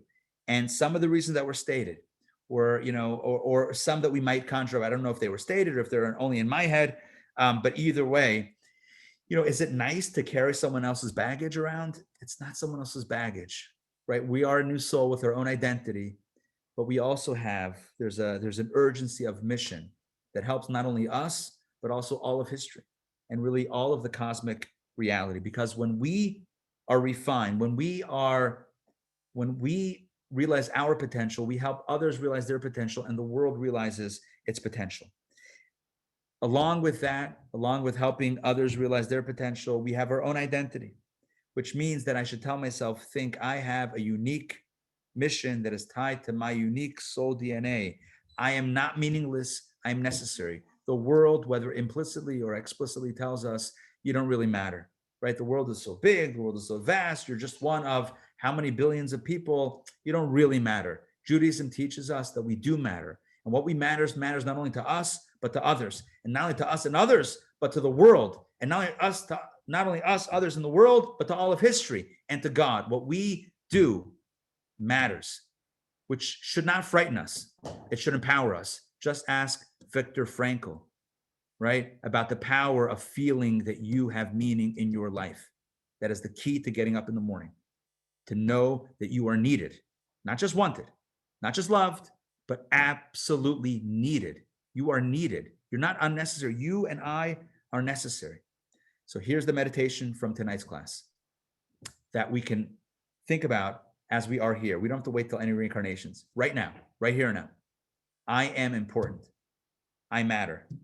In a world that so often discounts the value of the individual, this is so powerful. May we indeed live with this knowledge and be inspired by this wisdom. And may we continue to live with the passion that's born of the knowledge of our purpose. And may we indeed raise all the sparks that we need to raise, and let us say, Amen. Thank you for joining me tonight for lesson number 5. I know there are still questions, and that's why I'm taking all unanswered questions from tonight, rolling it into a brand new class for next week, like reincarnation. I'm kidding, but you see how that would work, right? Questions that are still unfulfilled, we would roll into perhaps, or append to an existing class if we didn't need to create a new class. Yeah, it's not such a foreign concept. I'm just saying we all can think of examples about how to do that. One example that I've given in previous classes, like remember Singular, I think it was called Singular or AT&T, they used to have rollover minutes. If you didn't use all your minutes from one month, you could roll it into the next month, kind of like that. Unfulfilled minutes, you can roll into unfulfilled potential, opportunity to utilize it and embrace it. Next week, on a serious note, the topic, the title of the class is Life is Short-ish. So this will be our epic conclusion. By now, we've come to appreciate death as the next phase in our ongoing mission. But what can death tell us about our experiences right now? Next week, we'll use what we learned so far to revisit our priorities and to help us fill each moment with significance. Plus, we will learn Judaism's radical position on the future of eternal life, eternal physical life. You don't want to miss this. Same bat time, same bat channel. I want to officially close out tonight's class. Thank you for joining. See you next week. Have a wonderful week. Purim Sameach, Afreilich and Purim. Have a wonderful Yom Tif, and we will see you soon. But don't worry, I'm not going anywhere. That's how I end the class for the recording. But for you and me, I'm still here. I'm not going anywhere. So questions, comments. Oh, but before we do that, if anyone has to go, thanks for joining. We'll see you next time. If you can stay and you have questions, stick around. I want to make a few quick announcements. Number one, we have a course starting next week. I want to say Monday night. Yeah, next Monday night. It's called Kabbalah of the Future. This is literally science, what sounds like science fiction through the lens of Kabbalah. So time travel, teleportation, regeneration of body, which kind of is related to next week's topic about eternal physical life, right? Reversing aging, etc. So time, space, and body, 3 things that seem to be set in a certain path, and it is what it is. How can we bend the rules? How does science think about bending the rules? And how does it speak to themes in Kabbalah? This is going to be an unforgettable 2-part session. Kabbalah of the Future, beginning next Monday, March 1st, and the Monday after that, March 8th, with Rabbi Usher Crisp. He's an incredible scholar. You don't want to miss this. All happening next Monday. Finally, I will mention we have an event, an incredible opportunity. David Lazan's mom, Marion Blumenthal Lazan, is going to be speaking for our community, sharing her story of survival and triumph amidst the horrors of the Holocaust. She will be sharing her story of survival March 14th. It's a Sunday evening.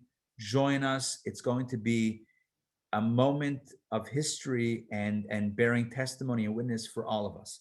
So please join. You can find out all the information about these events and others in intownjewishacademy.org, including a brand new event that just went up today, Paint Night with the Jewish Bob Ross. So look at all of that and join us for all of the above. And now on to the questions. All right, jump right in, please. I have a question about non-Jewish souls. Okay, yes. So everything applies. Everything we said tonight applies. I've said this many, many times in many different contexts, Jewish sources that are speaking to their constituency, so to speak, frame conversations in a Jewish context. So when we talk about mission and purpose, it's framed as Torah, mitzvah, 630 mitzvot in Torah, but for every soul, it would be about acts of goodness and kindness and about making the world a better place, whether it's 613 mitzvot, or 7 mitzvot, or 10 commandments, whatever it is. It's all about the core. The core is the same. You know, there are variances, but the core is the same. Every soul has its mission, and every soul that is not fulfilled, that does not fulfill its mission, has an opportunity for those elements to be reincarnated. So yeah, everything applies across the board. Yeah, I just 100%. wanted to tell our aide. No, it's not. Yeah, it's a valid question, and it's. I think it's an important point to mention. Janet, go ahead. Don't forget to unmute. Yeah. How is it decided which person should get the extra unfulfilled sparks? Like, wow, that's a who great decides question. where it goes to me, to you, to Sylvia? How? That you're asking the $1 million question. That's an incredible question. So we could ask it on both levels of reincarnation, whether it's the typical full-blown generating a new soul reincarnation. So which soul and which body and which context, who decides? And when it's in the appendage, the soul pregnancy, right? The Ibra version, which adult soul will be the host to these? These are excellent questions. I don't have the answer. I don't have a definitive answer. My understanding. So this is not an answer, but it's the way I understand it, which is different. So I'm not telling you definitively, but the way my mind has thought about this is that God puts the soul, whether it's the new one or the appendage soul, so to speak, in the best position to be able to fulfill the unfulfilled. So in the right and by the way, that could mean the challenge. That could mean a challenging circumstance, right? If this, as we said before from the Ramak, right? Because it's either what we're drawn toward or what we find particularly challenging, that both are signs, look here, look here. That's like flashing arrow that says, look, look, look, look, look, this could be it. This is probably it. So it's very possible that a soul that has not yet finished its mission, right? Or that has areas that it still needs to complete, will come down in a situation that's even more challenging as a sign, look here. And then you might wonder, well, that's not fair, right? Because then why would God, if it's unfulfilled and it's really important that it be fulfilled for the soul and for its own completion, why would it be put in a situation that almost feels like, it's harder to do? But again, that's a sign to work harder in that area. It's kind of like, we work hard in the areas that we might not initially be strong in, and that builds an even stronger strength. For some reason, I'm failing to think of the simple analogies right now, things which previously were a deficiency, so to speak, but eventually become strength. One simple example, it's gonna come out of left field, but work with me on this. It's brought down in Kabbalah. When you have a string, and you cut it, and you then knot the two sides together. So in the place of the weakness, it now becomes stronger. It's now doubled. Now you might say, well, it's always going to be weak because it's retied. I don't know. I'm just saying, according to Kabbalah, it says that it's the rope, the knot is thicker in the place where it was previously compromised. So the fact that the soul might be placed in a bit of a challenging situation could actually be ultimately for its benefit, but ultimately for that completion of its mission. I hope that makes sense. But that's part of the divine mission orchestration. That's part of the larger picture where that's where God pulls the strings, and only God knows why those strings are exactly pulled. But this is my understanding of it. But I would never say about it any specific scenario. As I said before, I would never say, oh, that situation, it must be because that soul had that challenge. That's beyond my pay grade. The Rebbe writes that in the letter to the person that was going through some challenge in the relationship, in their marital relationship. A Rebbe can write that, right? A tzaddik can write that, can express that. I'm just telling you what it says, and as a general framework, how we apply it, certainly not meant to apply it to anybody else. It's really only for ourselves, and hopefully it's inspiring for us to do good things. All right, but excellent question. let's go with Howard. Jump in. Rabbi, what is the relationship between a deja vu experience and reincarnation? Excellent. As Yogi Berra once said, I think, right? It's deja vu all over again, right? Or something like that. Deja vu it's a really good question. Deja vu, I don't believe is directly connected with reincarnation, with a previous lifetime, although I don't know. It's a good question. I don't have an immediate answer. I feel like I have explored Kabbalah on deja vu before, but in the moment right now, I don't recall exactly what it is. So I don't want to speculate if I don't have that clarity.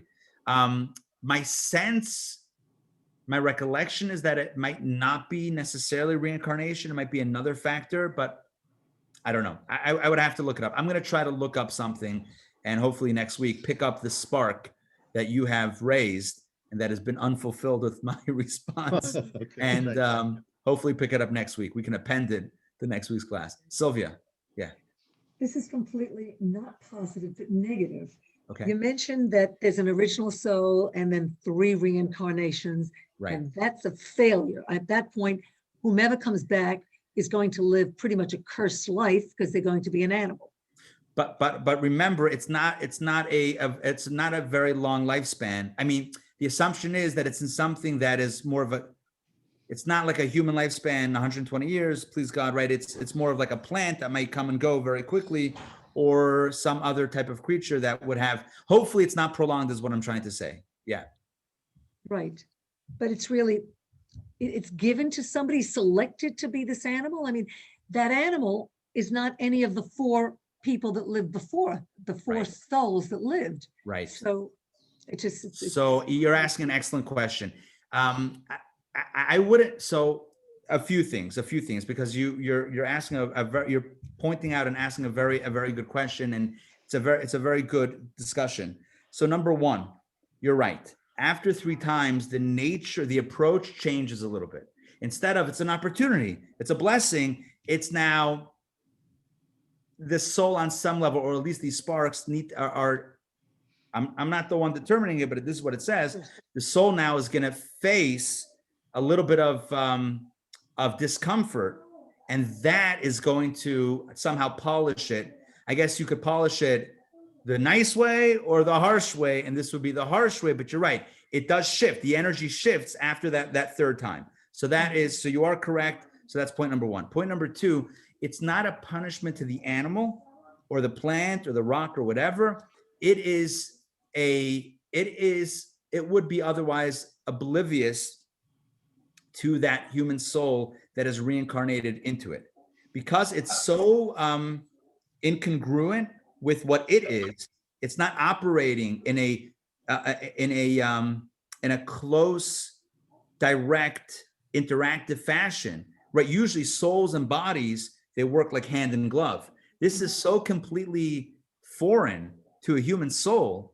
It's like plugging a battery. I'm just trying to think of an example. It's like plugging the wrong battery into the device. It's not turning on. It doesn't harm it. It doesn't help it. It's just there. And the device on this level spiritually might not even know it's there. So it would be, it's totally on a different frequency. It doesn't relate to it. But for the soul, it's displaced. It is this blackened soul, because you said there was no light and no sparks in the original, plus the 3 following reincarnations. So it's a black soul. It's an unrealized soul spark potential. Correct. In its current state, it's not lit up. You are correct. It's unfulfilled. There's still potential, but it's unfulfilled. And on some level, the way to somehow make progress is through, I don't know if there's any other way to say it other than a negative experience. It's kind of like, how do you motivate people, right? So the best way to motivate is through positive encouragement. Sometimes, like we said about Gehinnom, which I referenced in this context, sometimes the way you motivate is by bringing to the attention the lack, right? The disappointment. And so you can motivate someone to sell more, right? Through incentives and like encouragement. And if you sell more, you'll get this reward or that reward. Or I mean, I hate speaking the negative, or through negative means. This would be a negative form, so to speak.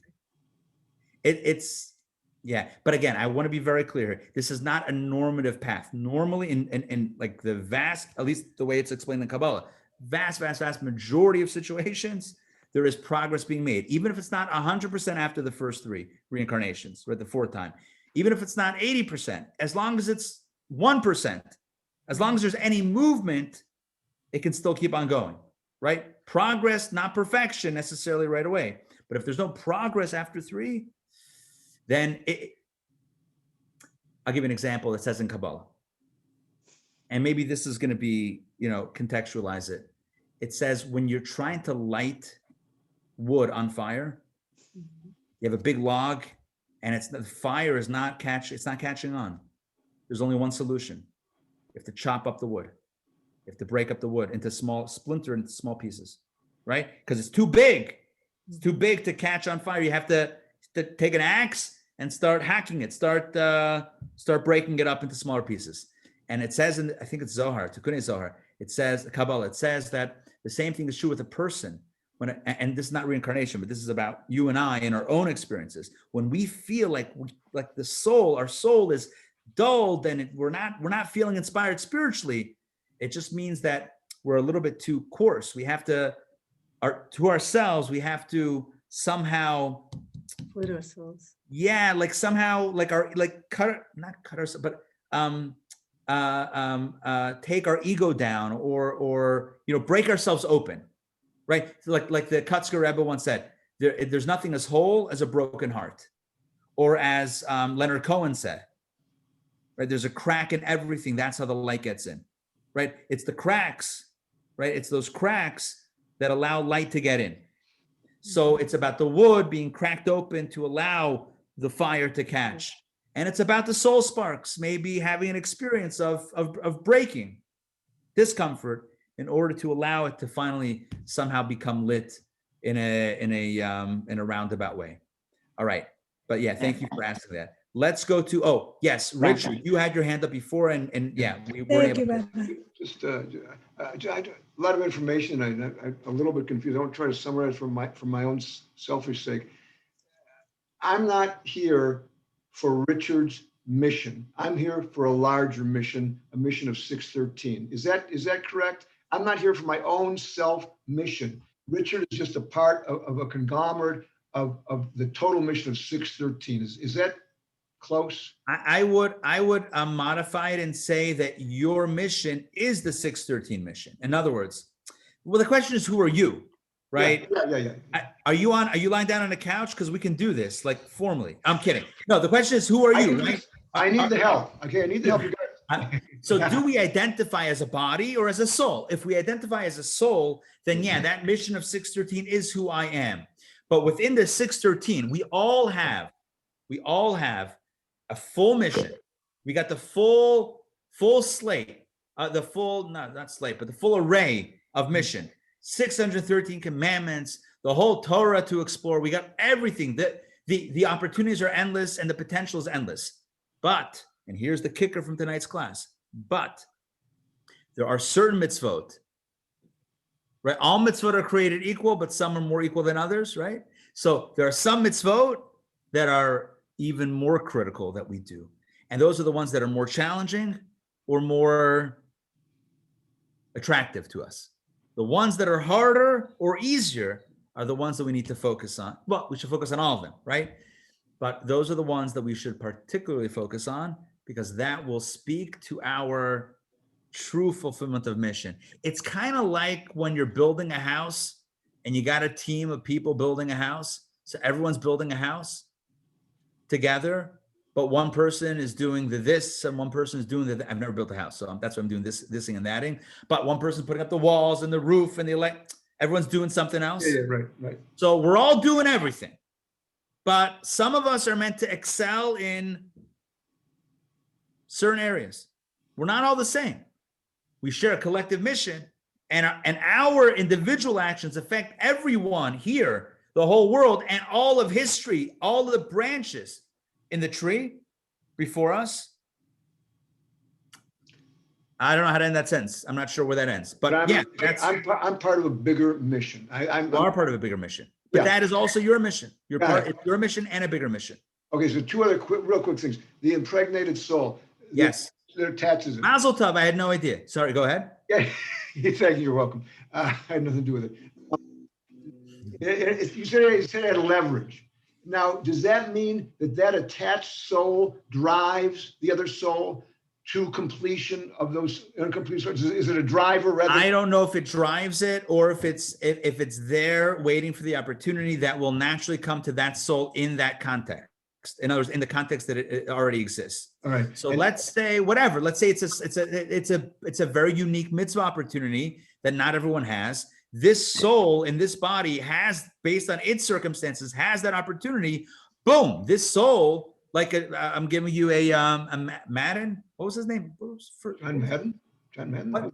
the crazy coach who.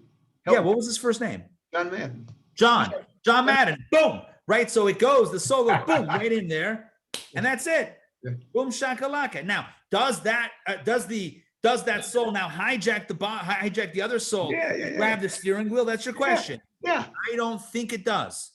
I think it's there and it has the opportunity. I think now there's two energies. Maybe it's like pregnancy. On one level, the mother is still the mother. Another level, there's another energy there. I don't know to what extent it influences and overwhelms or influences subtly. I don't know. I don't know the ratio there. Okay, But real quick. Does it depart through death or does it just depart when it's over? No, it departs upon completion. As Okay, soon good. as that mitzvah is done, it's Gone. able to separate because that's all it needed. Okay. Whereas but here's why. Because Like when it the water. generates a new soul, there's no way to separate that out. It's now a new soul. There's no going back. Are you with me on that? Now, When it creates a new soul from scratch, Yeah. that's it. It's in for the long haul. This never created a new soul. This just Okay. appended to it, so it pulls out as soon as it's done. Got it. We had Got a it. question from Thank you. Mindy. Rabbi. 1 second, Mindy, go ahead. The portion of the soul that goes into the animal for that last period Yeah. of time, I'm just wondering, or if you have any insight on this, whether it could be possible that it's going into like service dogs, like seeing eye dogs for blind people, or something really special, like some dogs you have as pets that you just know they have this human connection to you, or like a service dog that is there to save someone's life. I mean, that dog has a purpose to detect if someone's going to have a seizure, or help a Right. blind person walk. Or there's dogs that have very high purposes, like Yeah. service dogs. And maybe it's just a thought that crossed my mind that maybe that partial soul is going into that kind of an animal. It's a great question.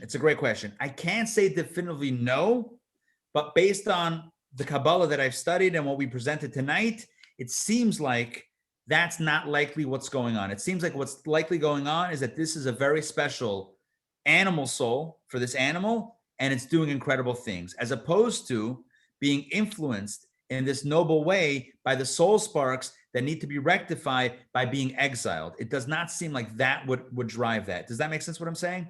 The purpose of this form of reincarnation in a non-human form is in order for that soul, for those soul sparks to be challenged and exiled, and through that process, like we said before, be broken down a little bit to find its light in a not positive way. It's almost like a Does that punishment. drive? Sorry, Is it like a punishment? I've been trying to avoid that.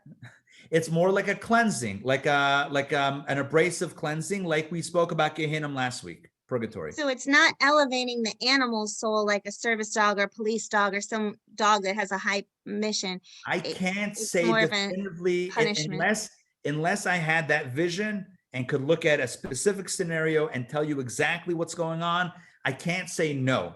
But what I can tell you, right? Because you're asking us, right? What I can tell you is the way Kabbalah describes reincarnation into non-human forms, including animal, it's not for that purpose or done in that way.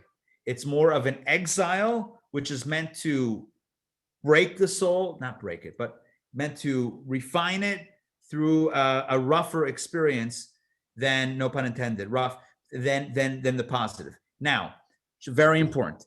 I choose personally, right? So there's what I can tell you, what it says in the sources, and I try to be as transparent as possible. This is not me. These are not my explanations. These are brought down in Kabbalah and Jewish thought, and all the sources are there. You can look it up for yourself and go back to the original sources. It's all available online, whether in Hebrew, English, Aramaic, whatever. But here's my feeling on the matter. I'm not saying this is correct. This is my feeling on the matter, and I told you my feeling before. I choose to believe, or I believe, based on what I've learned and just my understanding of it, is that when an animal is being noble, it's the animal that's being noble. It's not being driven by a human force that was then exiled into it. Let's give the animal some credit, right? Why not? Are those soul sparks? Why can't it be a righteous animal, right? Why does it have to be a displaced soul, or a soul that hasn't done any movement for four rounds, that then it's become? Can I rule it out? Is it possible that if it didn't find completion or fulfillment in a human form, maybe it's given a shot as an animal to fulfill its mission and saving a life now as an animal? It makes sense what you're saying. I understand exactly what you're saying, but I don't see it in the sources. So that's why I'm hesitant to say, yeah, that's what's happening. I'm more inclined to say that may not be what's happening. Are those human soul sparks aware that they're in an animal? Yes, and 100%. Oh, so 100%. It's trapped. It's like trapped 100%. in an animal or a plant or a rock. God forbid, right? I'm using an extreme example, and I apologize to myself and to everyone listening for all time, because these are recorded. I apologize for using a very harsh example. I'm going to use a harsh example. Yeah. Someone who, God forbid, has ALS, where their mind is functioning and they're fully aware, they can't move their body. There's a Chabad rabbi in California, as many of you know, Rabbi Yitzi Horowitz, who has been suffering for several years now with ALS. And all that's left for him to be able to communicate, in addition to his emotions and his soul, which radiates from, he's an absolutely incredible human being, just incredible human being. He's able to communicate with his eyes. They have technology where they have a screen, it reads the eyes, where the eye is looking. He's able to communicate by looking one letter at a time. As last time I checked, he was still doing this, writing a weekly essay on the Torah portion every single week on a blog, on a website that's available for anybody to subscribe to and whatever. He's an incredible individual. But again, don't think about it. It's horrific to think about being trapped, right? With your mind working completely and being completely aware of everything and wanting to move, wanting to smile, wanting to hug, wanting to talk, wanting, and the body just doesn't move, right? The container doesn't allow it to express itself physically. That, to me, that's some way of understanding perhaps what the human soul feels like in a non-human body. To me, that's not, and this is the way Kabbalah explains it. It's exiled. Exile means it can't function in that environment. When I say function, it doesn't mean it's not there. It's there, but it can't function in that environment, which is why I'm hesitant to say that the guide dog is being driven by the human soul that's trying to, help other humans or save. I don't believe so, based on Kabbalah, not based on my understanding of Kabbalah. It's being trapped in that situation. It's an incredibly difficult position for the soul. Incredibly difficult. Not the whole soul, but for those sparks, incredibly difficult. Again, the way that my mind, the parallel that I can think of is with regard to this horrific physical ailment, and the fact that and how trapped and suffocating that could be. Ray, yeah, go ahead. At one point, you were asked a question about a husband and wife neshama. So when one person has passed away and then the other person passes away, I think you said something about if there's a love relationship on earth, there'll be, so how does that relate to the soul?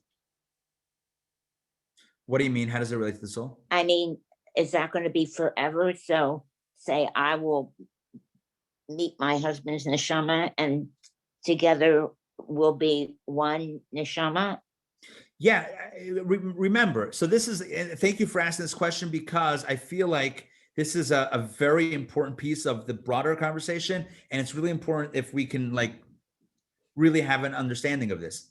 Souls are not temporary beings, and the true accomplishments, right? Not the sushi we ate last Tuesday, right? But the true accomplishments and the true accomplishments of the soul are not temporal. They are forever. Relationships, soul relationships, deep soul relationship, the spiritual part of it, right? The deep and meaningful part of it is absolutely eternal. Whether it's us here with the soul on the other side, or whether it's two souls on the other side, no one's going anywhere. So somebody asked me, when we talk about souls ascending, which I did last week, right? Souls ascending higher and higher. Oh no, what if one soul accelerates faster than the other soul? My response was, and it's hard to articulate, I wrote it up in an email, but it's hard to write it in an email. The response was, the soul doesn't go anywhere. When we say souls ascend, they're not moving anywhere. They're not actually moving. I hope that's clear, that a soul is not a physical thing that moves higher or lower physically. The problem with language is that the language that we have is created and speaks to physical experiences. So how do we speak about spiritual realities that aren't physical? By using physical terms, but hoping that all of us are on the same page to understand that we don't mean it literally.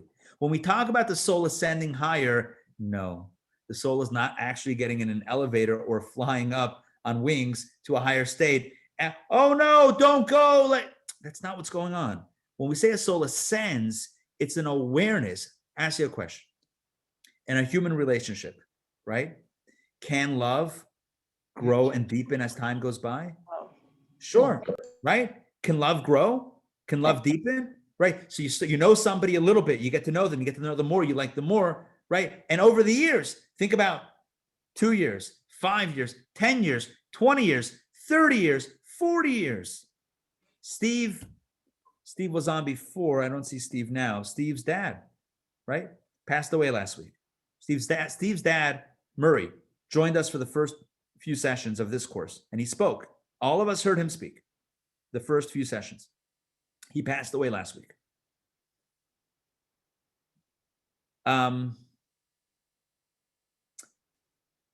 Steve's parents were married, he told me, 67 years.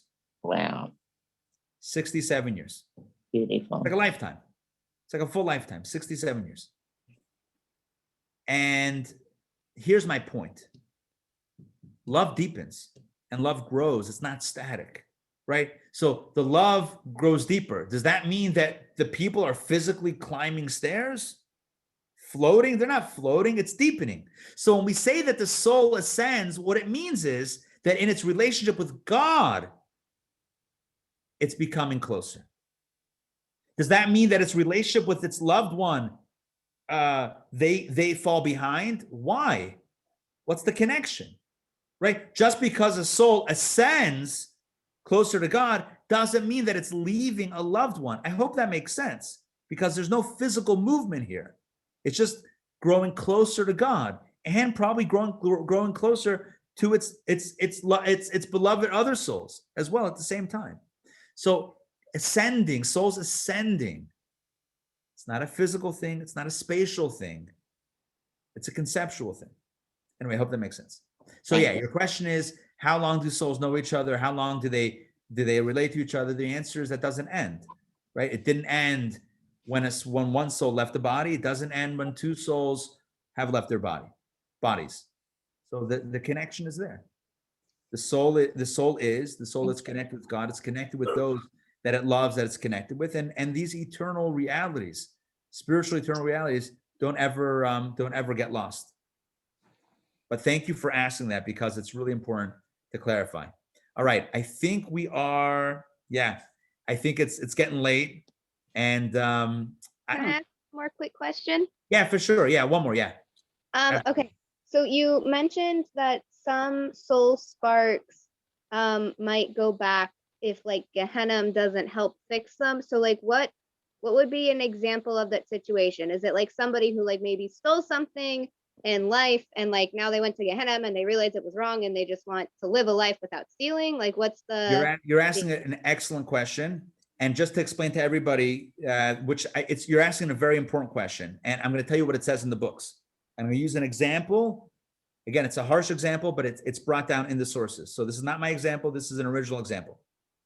Okay, but let me explain your question. Your question is, we said before that I mentioned it, and thank you for picking up on this. I said that when the soul has things that it did that weren't so great, so there's two ways that can be polished up.